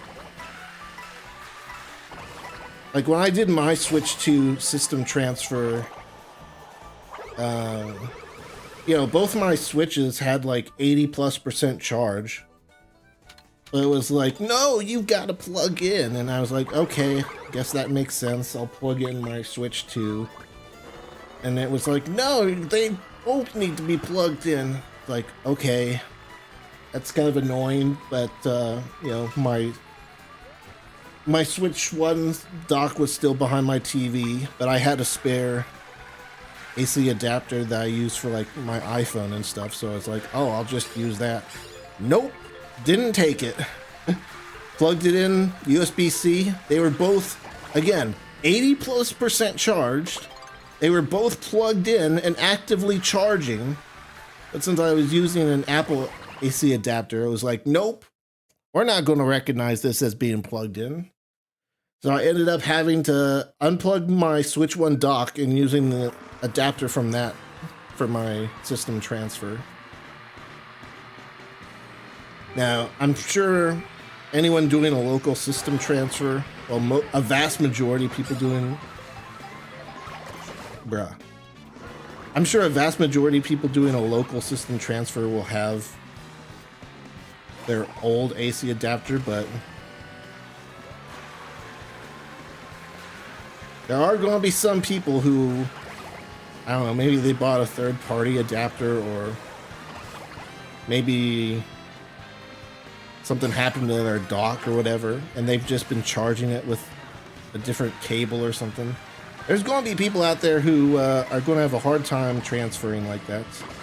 Well, I guess they could still do the online transfer, right? But still, it's just weird that it was that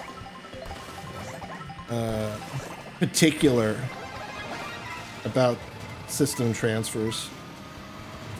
But yeah, like, once I finally got them both plugged in with Nintendo Switch branded chargers, I was able to transfer everything just fine. Took about like 7 minutes, and then I had to re-download everything, which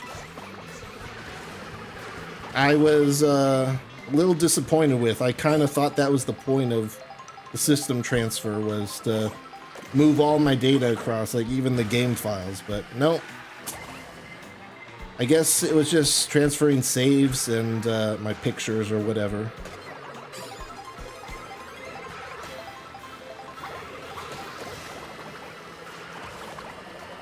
And I don't think it was unreasonable for me to expect that, because, like, I'm pretty sure, like, if you have your games on external SSD, like, at least for Xbox, I'm pretty sure you can just unplug it, plug it into a, you know, Series S, X, Xbox One, and they would all work. Like, they're all this, they all use the same game data unless there's an upgraded version, but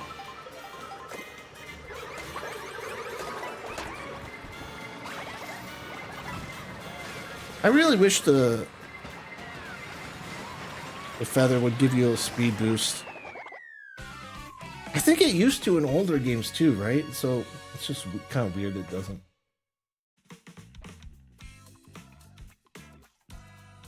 The Switch 2 AC adapter is 60 watt, that's why.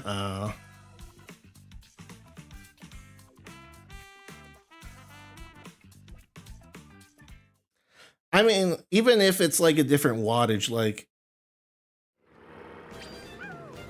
I can still update like any computer or whatever that I have, as long as it has, you know, more than a certain percentage charged. Like, there was no reason that either, in my opinion, there's no reason why either console needed to be plugged in. They both had 80+%, and they were both, they both would have lasted well beyond the system transfer. Like, there's no power reason why they needed to be plugged in. And, you know, I had a decent bit of stuff on there. But, I mean, I guess if the Switch is your main console, maybe if you have more than, like, if you have a bunch of clips or something, and I mean like a lot of video clips, then maybe it would have taken a while longer to transfer, but still, like I said, it took 7 minutes. Like, even though it's transmitting and receiving data, like, it can last 7 minutes on battery.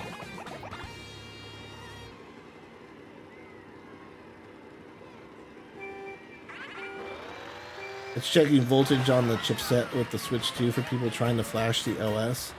Oh, so it's like an anti-piracy thing. Gotcha. Yeah, I saw a lot of people spreading... Oh my goodness.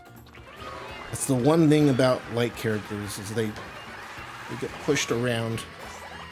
They get bullied. It's so unfair. I did see that there was a lot of misinformation online going on, saying that the Switch 2 had been hacked. And it was like, technically that's kind of true. People were able to make it run some sort of code that I guess it wasn't supposed to allow, but it didn't actually change anything. It didn't mean you could, like, pirate games or access the system itself. It was just like, oh, I think it was literally just like going to essentially loading up a website and running some code or whatever, but nothing that you can really do anything with. Oh my goodness, just let me go.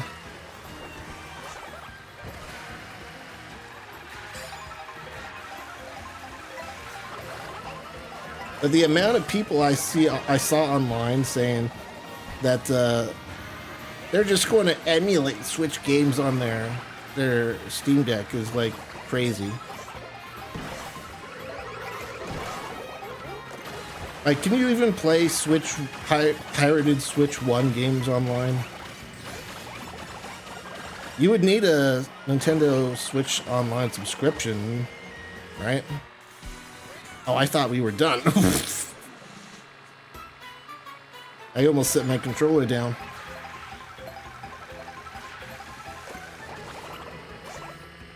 I'm not used to playing 3 laps on here. Normally by the time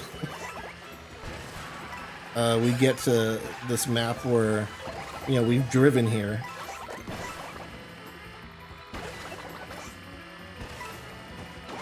So we only have 1 lap on the actual track.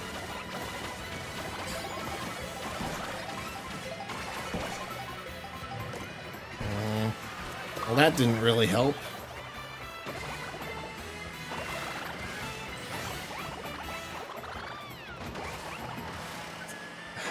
I mean, look, there's some tracks where a bunch of mushrooms like that would have been really helpful. It did nothing for me on that map.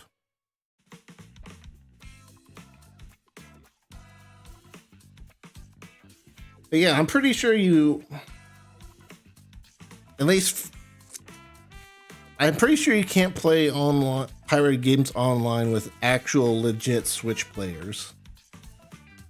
Or if you can, then there's like a huge amount of setup you would need to do, I imagine. And you would need to pay for Switch Online.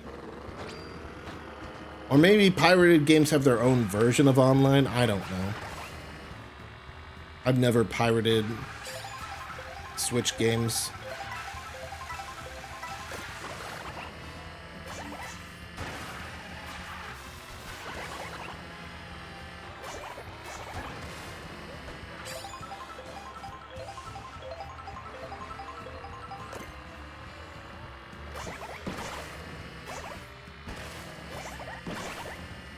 But I don't know. There's no way like it's gonna be you're gonna have a similar experience to like Mario Kart World Online. Even within the next at least year or two. You need the console to be hacked so that you can dump the ROMs, right? And then even when you dump the like actual games, you need to make an emulator that makes it work on a PC.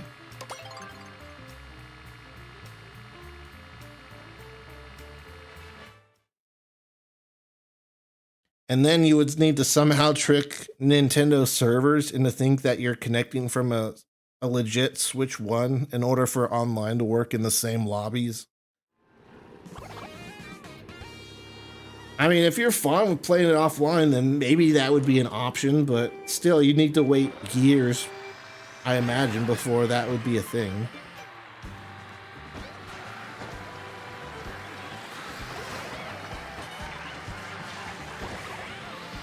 And even, like, once it's a thing, like,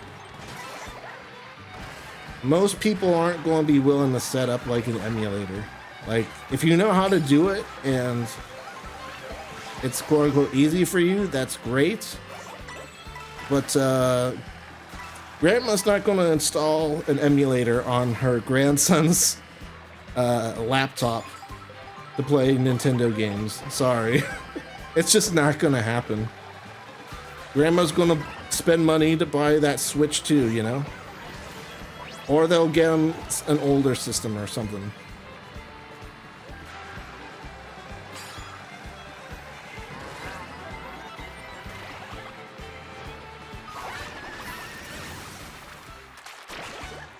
There are 3 chips on the board that are just verification chips. Interesting.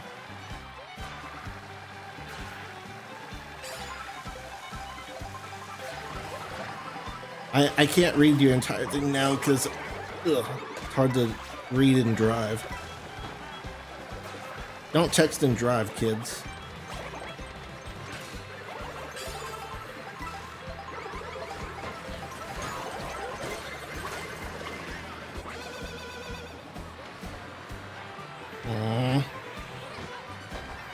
I wanted to steal all the coins.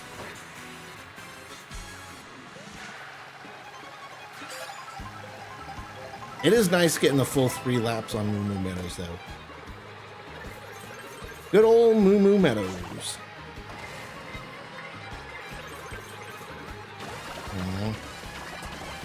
Kind of a risk skipping the items, but I have a gold mushroom. And hopefully this guy doesn't hit me with his green shells. He hit me with his green shells.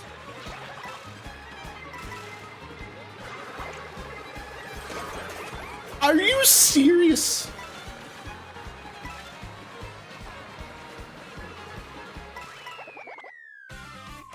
The gold shell, bro.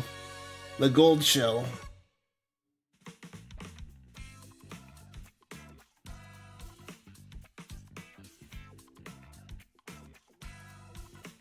I'm actually working on the hardware for Switch 2 to be able to do repairs. The Switch 2 will never be able to be accessed externally by an OS flash.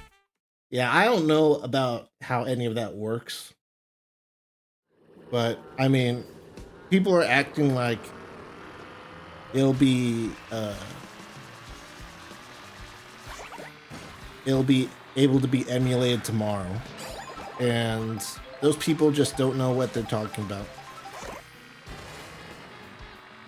If any of those trips immediately cuts the Wi-Fi chip and disables the LAN connector on the dock the second you dock it. Interesting. So yeah, like, and I don't know how... I don't know how multiplayer works on emulating Switch 1 games.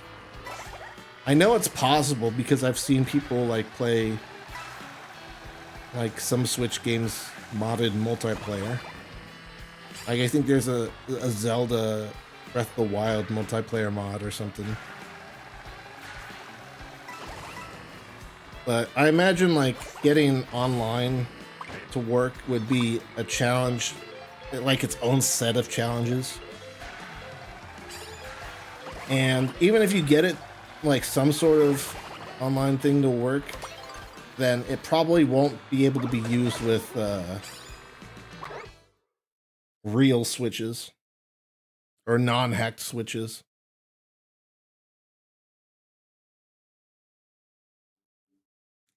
Hey, True Outfit Noob, what game is this? This is Mario Kart World, exclusive on the Nintendo Switch 2 system.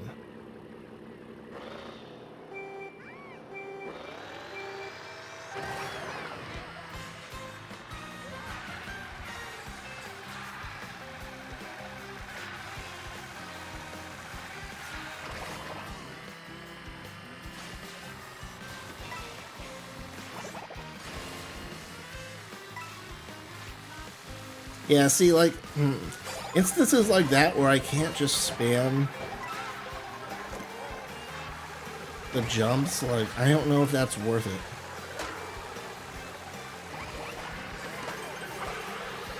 Or even if it's, like, indirectly worth it, because you can still get hit pretty easily, right? Like, people can still throw red shells at you from a lower angle.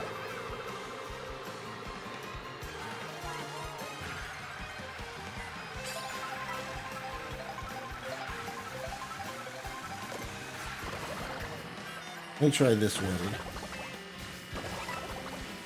This kind of works with the boost.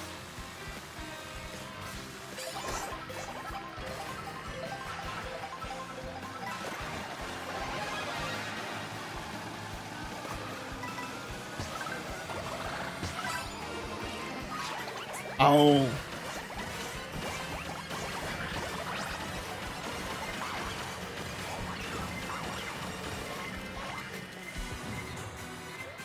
Onto portal for that, unfortunate. Hopefully, oh my goodness. Hopefully, it comes down to a price you can afford at some point. That doesn't seem too likely with how consoles have been raising their prices recently, and with the world economy being in the state that it's in, but still. Oh my goodness, that was... I didn't think you could get stuck on the pipe there. I went over it like one lap ago.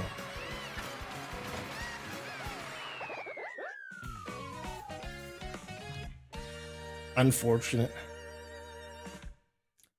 But yeah, that's one of the reasons I pre-ordered a Switch 2. Not just for Mario Kart World and, you know, all the other games in the system, but also just so that if things do get worse, I already have a Switch 2.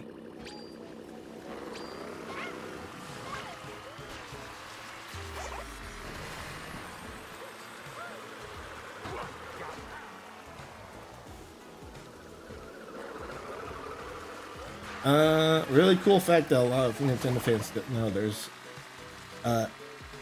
is archived at Nintendo HQ, not playing as the original version of Mario Kart, which was actually game designed for an ad for distracted drivers who would be eating while driving. Interesting.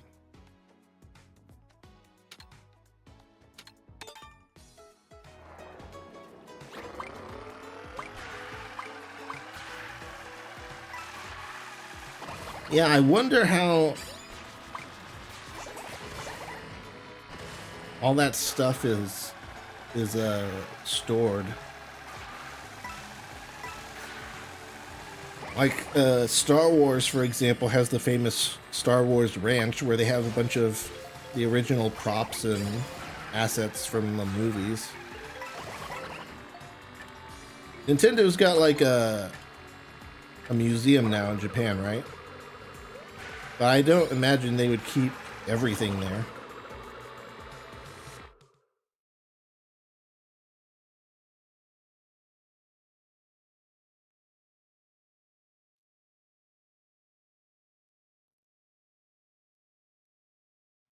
Maybe they have like a secret vault underneath the museum.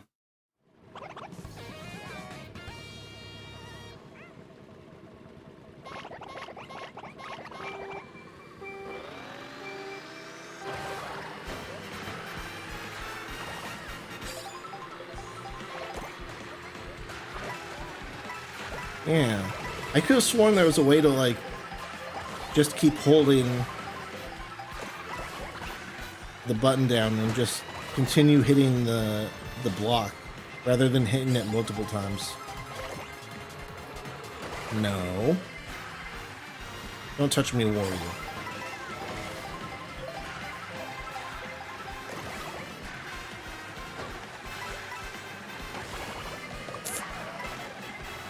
Had to use that last one early.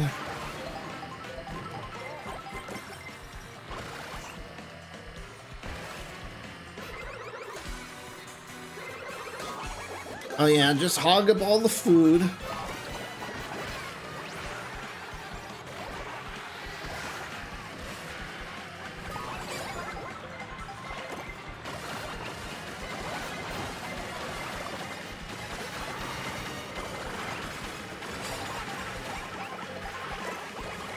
Nice.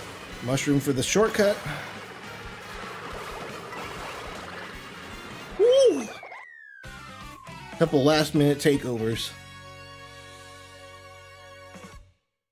Not bad.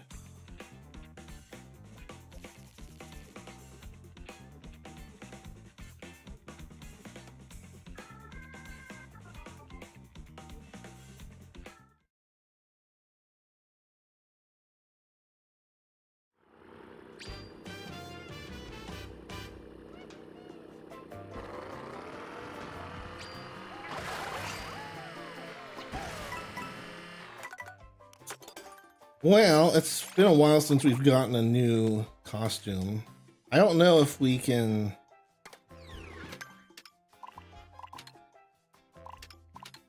Hmm.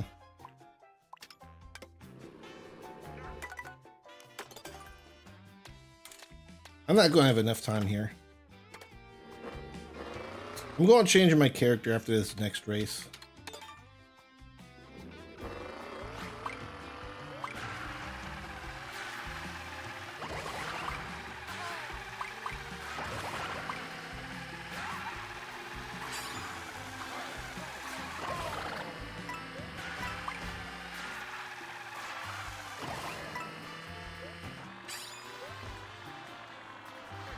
Hello? Drift? Thank you.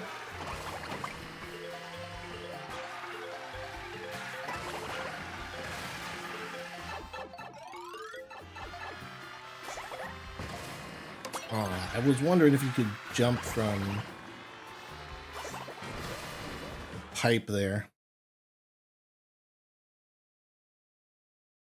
Now, I'm pretty sure this is a 3-lap race because there wasn't an arrow pointing at it.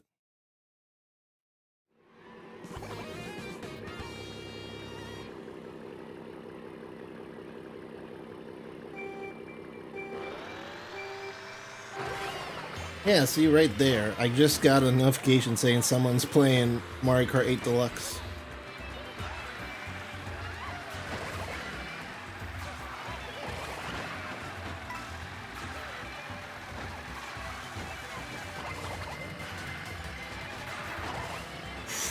Ooh.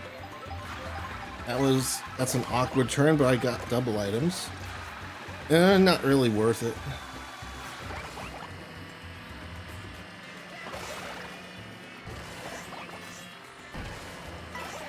Now, just because it doesn't really give you any advantage by tricking multiple times, that doesn't mean you can't do tricks multiple times for style points.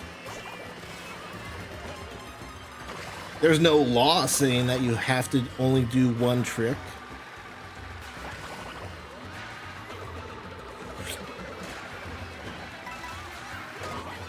I was going to say, how did I not get hit by a green shell there?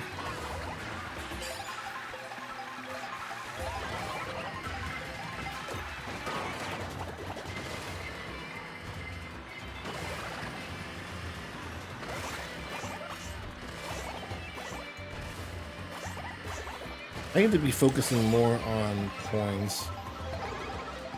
It's almost lap 3 and I have 0. Though not all of it's my fault.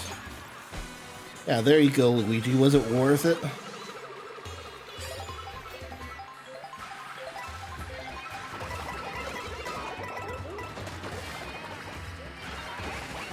And I'm back in front of you, Luigi. Was it worth it?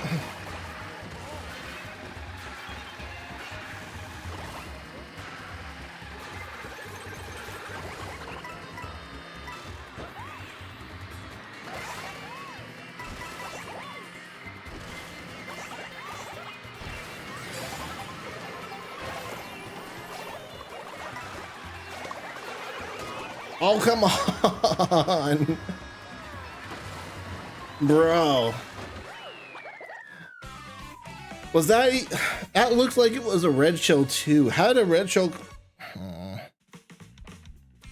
come from that angle? I did kind of feel bad for screwing over so many people there, but it was the only item I had. It's not my fault. I have to use what the game gives me.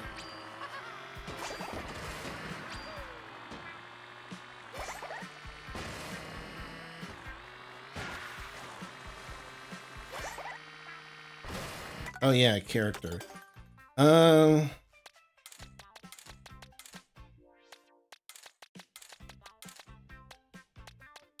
Does Goomba have multiple outfits? I doubt it. Ideally, I want to be someone who has outfits I can unlock.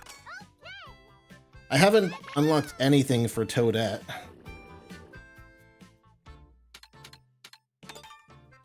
I believe I've unlocked everything for regular Toad.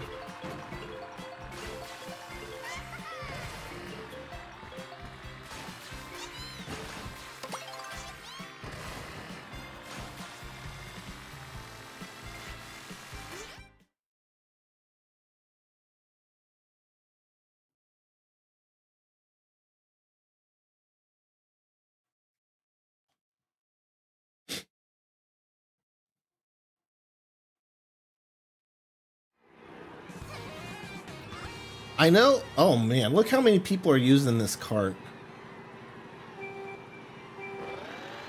I think we found the meta.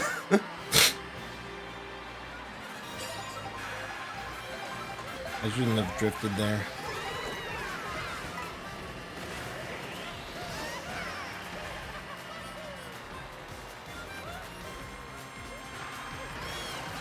I mean, I know I saw a recommendation on YouTube saying that this was like the best cart, but that was like a day after like there was another meta cart. And I don't even think people have really found like a definitive meta cart that is statistically better. Because we don't have access to the game files like we did for 8 Deluxe. For 8 Deluxe, even when like the game hadn't been like completely cracked open, like we still had stats from Mario Kart 8 because of the Wii U version. So there was some idea of like what was going on. But I would bet money that we haven't found the ultimate best cart yet. And probably won't until the game is completely data mined.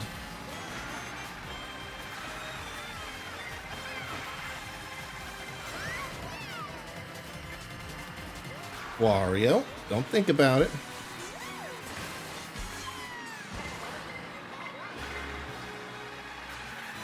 Yeah, see, I don't think that was... Oh my god. I don't think that was worth it to just jump up for that one split second. If I jumped on there earlier, it might have been.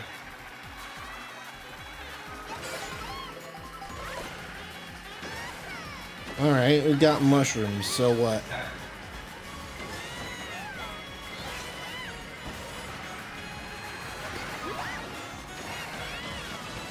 Was it worth it, Yoshi?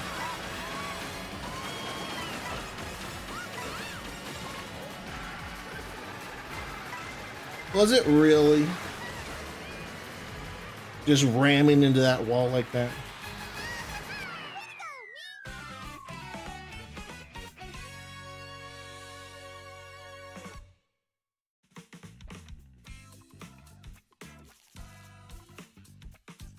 Only lost one VR, wow. Alright, I keep forgetting it's MMR now.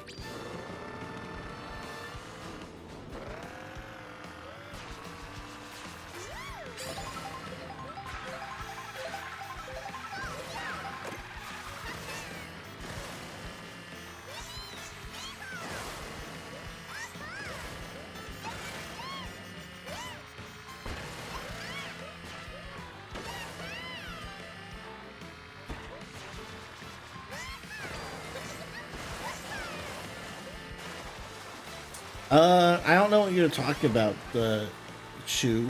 Were you in the lobby?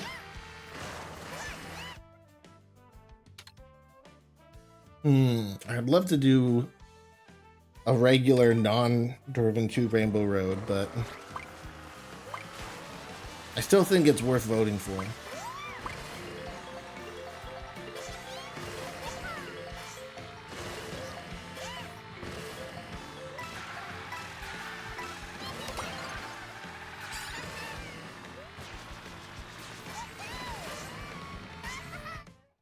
Oh, that was actually really cool. I didn't know you could just jump across that gap. It makes sense now that I think about it, but do you need to do a double trick to get that, or what?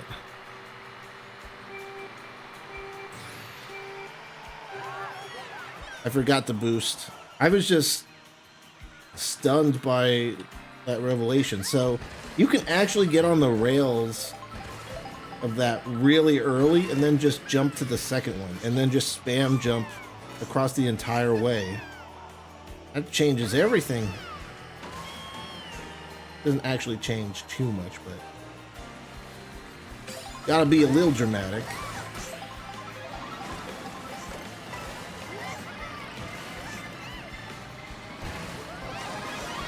I'm just using this so I don't get squashed.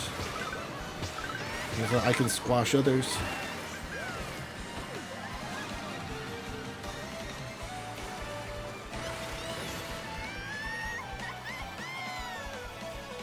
Unpopular opinion.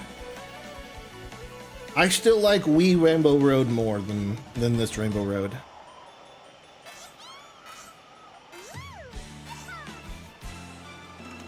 Visually, I really like how this looks and everything. But I still like the Wii Rainbow Road music more. And whether it's fair or not, that's the one of the biggest factors I take into if I like a track or not. I like the Wii music more. Lengthwise, I think I like it better. The Wii version. This is a tad long. And this is just one lap. Like, we've driven, quote unquote, driven from Peach Stadium to Rainbow Road. I don't know what it would be like normally. Like, do you do like 3 laps of this? Even if it's just 2, like, an entire lap is like 4 minutes here. And so if you do like 2, that's still 8 minutes on a single track.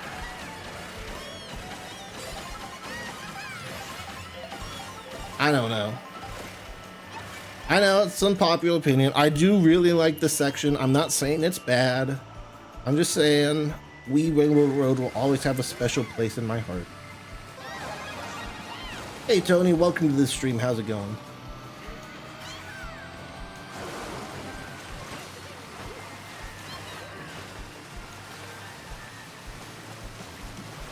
Oh, also, if you haven't heard it already, look up the remix they made for Wii Rainbow Road in the Mario Kart World soundtrack. It is amazing.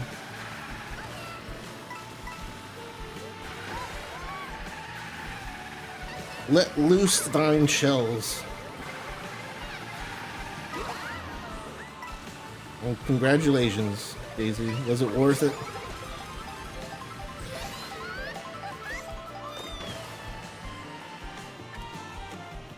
Does this even really do anything? I don't know if mushrooms really do anything when we're floating like this. I think they have to do something, but... Shot dodge!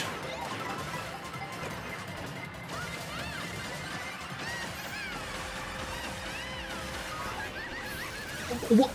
Hello? That was such... What... That was... I'm speechless. That was the closest I've ever seen 2 shocks together. It was like, what, just 5 seconds between shocks there?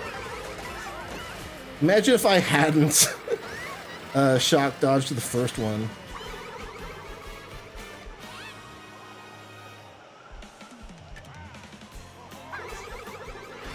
I didn't mean to throw that, but that was insane.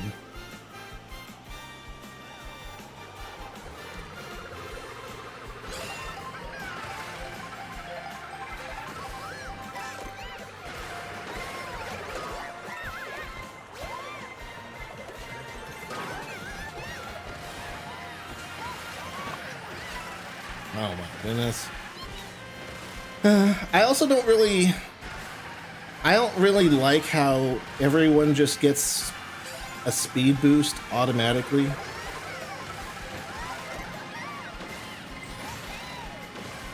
It is quote unquote balanced, but because everyone gets it, but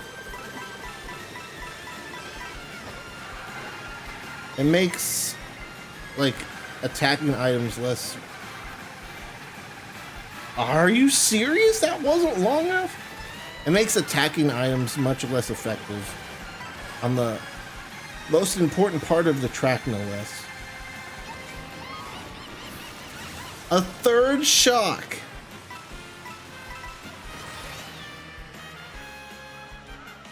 That's so... Oh, man. That was crazy. That was 3 shocks in one race. 2 of them, like, right next to each other. That's an insane amount of shocks. Hey, Randy. Yes, this is the Switch 2. The game is cool. Yes, it is. It is very cool. I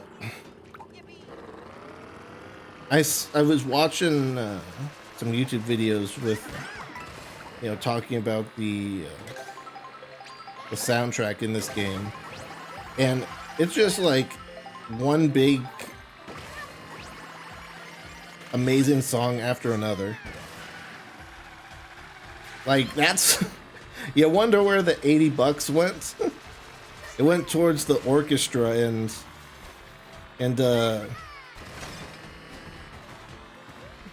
all of the music in this game. Like, it's like an 80... People were joking, it's like an $80 soundtrack with a free game. It's that good. And you know, a lot of the music in this game is like remixes for old tracks for when you're driving between courses or when you're in free mode. Like, they did not have to go as hard as they did for some of those songs.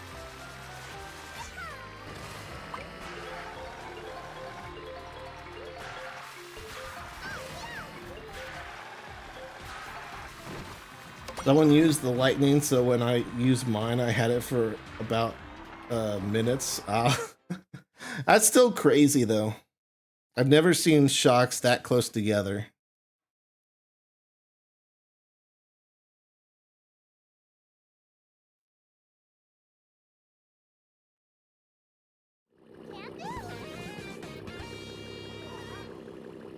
Wait, is this Blue Cinema? It looks like we were on the right side of the map. I thought this was on the northwest side. Or maybe it is, and I just didn't see it in the... Literally, as soon as I press the use item button, I get hit.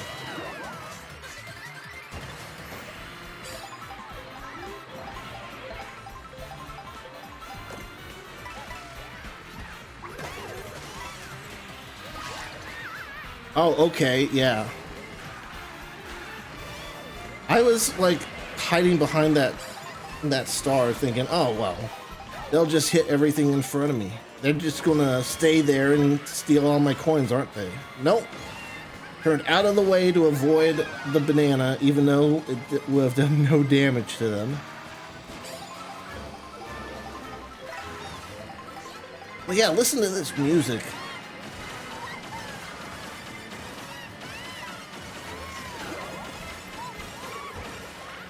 So good.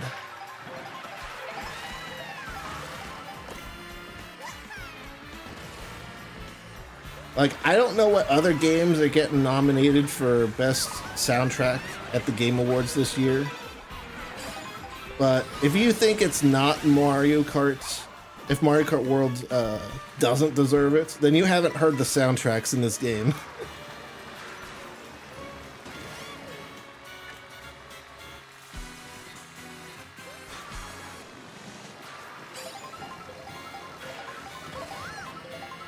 Chow, Toad is the best. Nice. Is Toadette like statistically identical to regular Toad? Right now I'm mainly playing Toadette because I want a chance to unlock her skins, but... Oh my goodness. I've already unlocked all of Toad's skins. So for now, I'm just playing characters whose costumes I need. Oh well, this isn't going to really do. It might pick me up a few places. Better than I thought.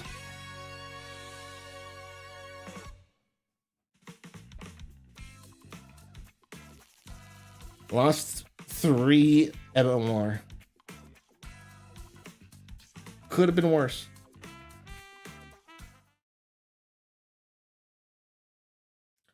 I say Mario Kart World is a nominee for Game of the Year. I think so too, but I think the controversy around its price tag is going to keep some reviewers from voting for it.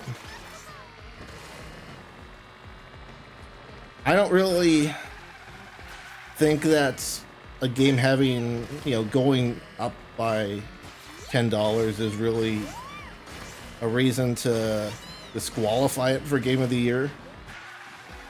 Especially when, I'm sure there's been games that are nominated that are less than, $60. Like, I don't think the price should necessarily, I don't think the price should necessarily matter when we're talking about Game of the Year. It should just be the best game of the year. Either that or the game that defined the year, Like when Overwatch won Game of the Year back in the olden days, like completely understandable.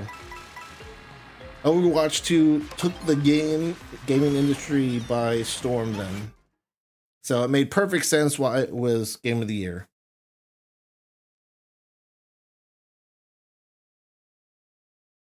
Same thing with Breath of the Wild. Like, I personally liked Mario Odyssey better, personally. But again, totally made sense why Breath of the Wild was Game of the Year.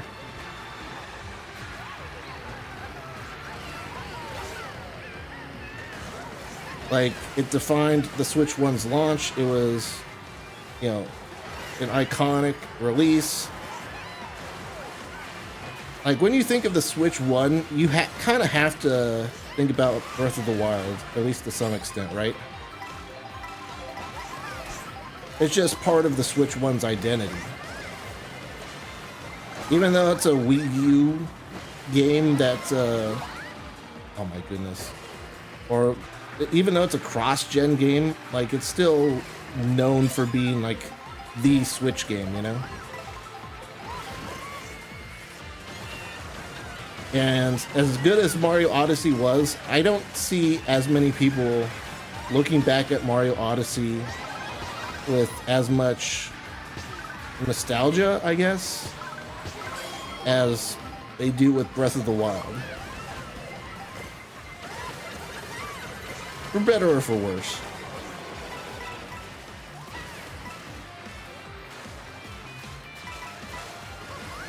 Like, I hear people talk more fondly of Mario Galaxy and Galaxy 2 than Odyssey.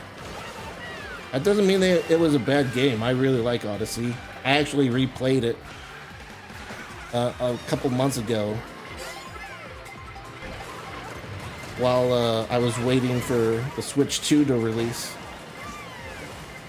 And I still really like it as a game. But, made perfect sense why Breath of the Wild was Game of the Year that year. I forget what other games were up for grabs or whatever were nominated, but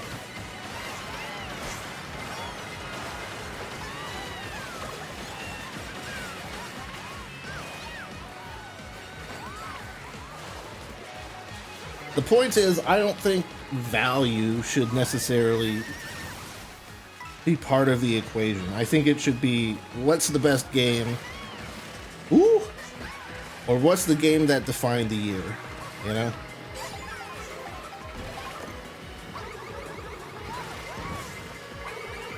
Like, if Breath of the Wild had released at $80, I don't think that should have kept it from being Game of the Year back then.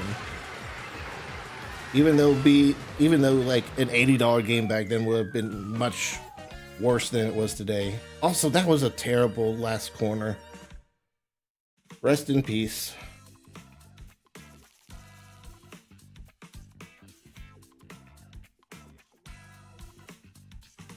Red Dead Redemption 2 was supposed to be Game of the Year, but it was God of War. Yeah.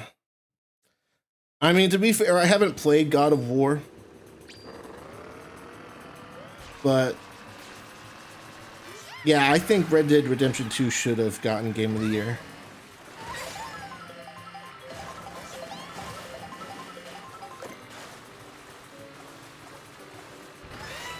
I think Red Dead Redemption 2 was a better representation of a game that defined the year more than God of War.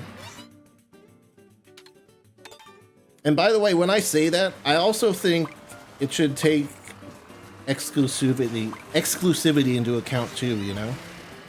Like, it's harder for a game to, you know, take the gaming industry by storm if it's an exclusive to one platform. So I think if one game is of equal quality to another, but one is exclusive and one's not, I think it should go to the non-exclusive one. All else being equal, you know?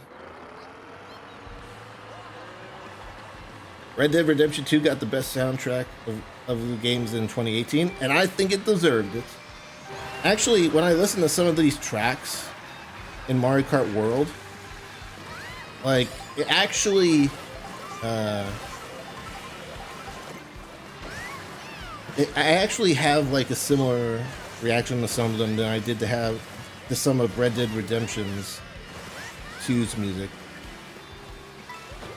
You know, they're obviously very different types of music, but I think the music in Red Dead Redemption 2 was so good because the story was also so good.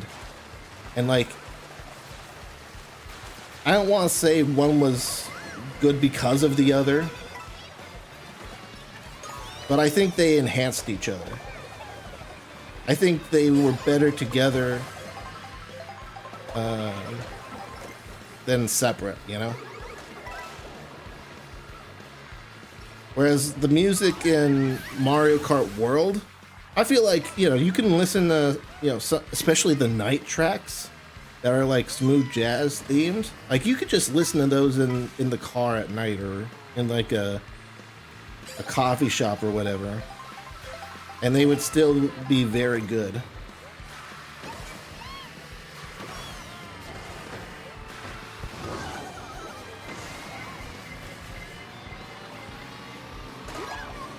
Oh my goodness. So I guess when it comes to that aspect, oh my goodness, I think again it sort of goes back to what I said about, almost like what I said about exclusivity. Whereas, yeah, the music in Red Dead Redemption 2 was really good. I think it was made extra good by it being attached to the story of Red Dead Redemption 2. Whereas I think Mario Kart's world music, yeah, it's good with gameplay, but I think it can also stand on its own. So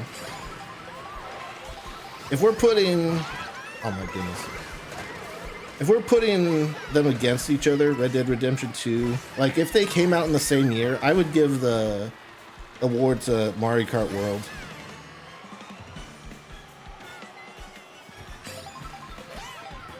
The music in Red Dead Redemption 2 nailed it on the head. It did what it was set out to do. Great soundtrack, great music, no complaints. But the fact that you can, you know, show, or you can play like some of Mario Kart World's music for like people who know nothing about games, and it would still be good to them, I think that takes it to another level. Or at the very least bumps it up a little bit.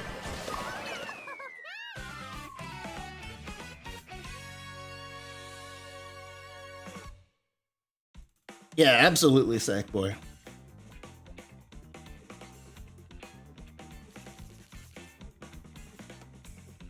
Also, I don't know if I've been ignoring YouTube chat. My apologies. Hello, Aaron. Hello, Joshua. I'm just distracted by all this talk about soundtracks and the Game Awards. I actually think that we used to date back in 2021. I know for a fact we didn't.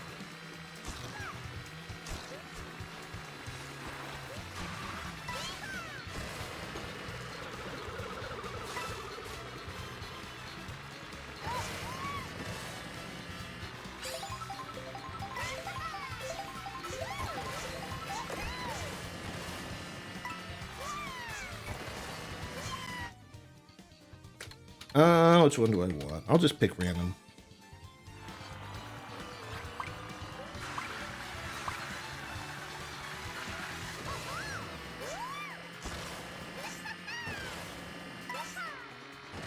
Let's see, we've gone like, I didn't plan on going an extra hour today, but I've been having fun, so I think we'll go for 1, maybe 2 more races. And then I'll be back again with more Mario Kart World tomorrow.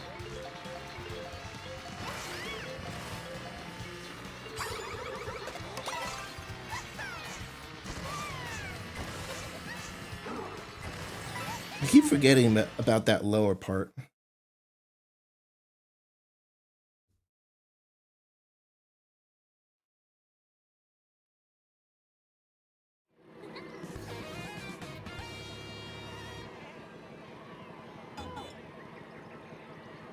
You know what? Let's just go ahead and say this will be the last.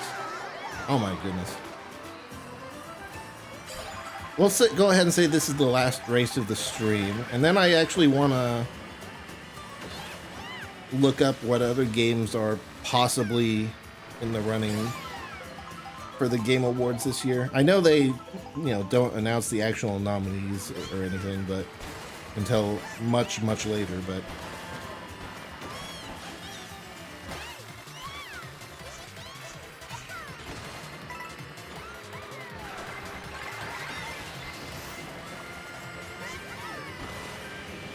I just want a little reminder of what else released. GTA 6 was originally gonna release this year.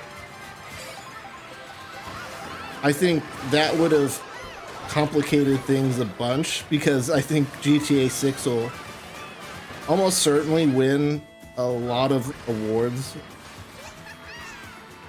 in whatever year it releases.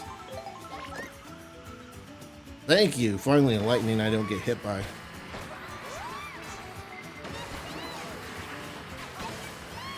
Like, it's just going to be the default, like, pick for a bunch of stuff.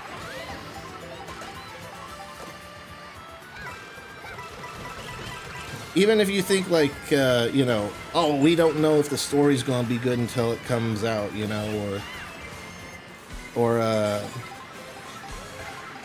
it'll certainly have licensed music, but that's not really, I don't think they judge like the soundtrack stuff off of that. So even if you have reservations about some of that stuff, I find it very hard to believe that GTA 6 would come out and not get any awards, That's just unfathomable for me. Like, it could be art direction. It could be, I don't know. It could be whatever, really. But I just don't see it, like, not winning something. It just gotta win something. Just from what I've seen from the leaked footage, and what we've seen from the gameplay, how high quality it is, at the very least, it's got to win like some sort of game design sort of award, just for how HD everything is. And you can say that like, oh well, we don't know if the game will actually look like that.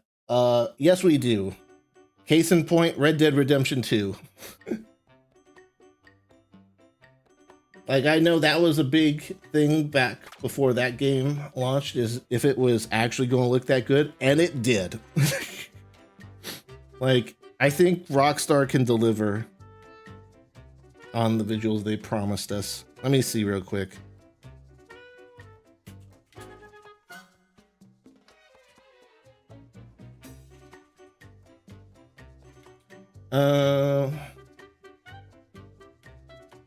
Elden Ring. Oh, that's a DLC.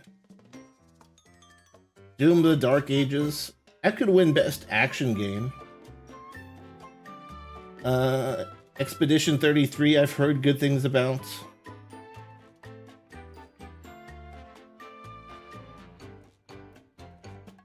Yeah, this article says the 11th Game Awards is suddenly wide open because Grand Theft Auto 6 was delayed. It's like I said, like, whenever Grand Theft Auto 6 comes out, it's going to push a lot of other games to the side and be like, hey, Daddy's back. But hey, now that it's delayed, let's see. This is this article saying Expedition 33 is possible nominee. Split Fiction. I don't think Split Fiction should get Game of the Year because you need a second player to play it. I think a game that requires you to have a second player is kind of lame. If it was online multiplayer, then I'd give it a pass, or if you could matchmake, maybe. I don't know. The fact that it's like a forced co-op game, I don't think it should get Game of the Year for that. Even if it's a great story or something. Could win Best Story. I don't know. But, I don't know. Blueprints, haven't heard of that.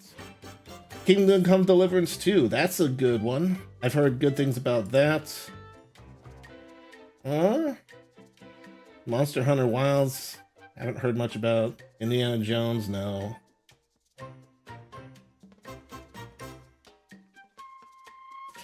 This one's saying Oblivion Remastered for RPG, but I don't think remasters should really count.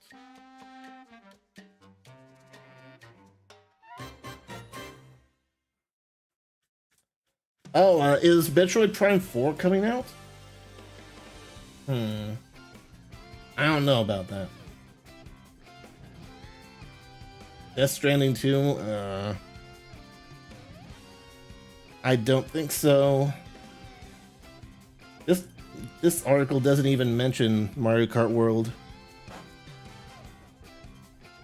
I think it should at least be considered. Like, we can debate about if it should win Game of the Year, but I think it should be considered at least, or nominated. Best soundtrack, I think it should, like, have that in the bag, if I'm being honest. Like, if one of the other games has, like, an amazing soundtrack that I just haven't heard, then I don't know. But I think it should definitely win Best Soundtrack. Like, the soundtrack in this game is just jaw-dropping amazing.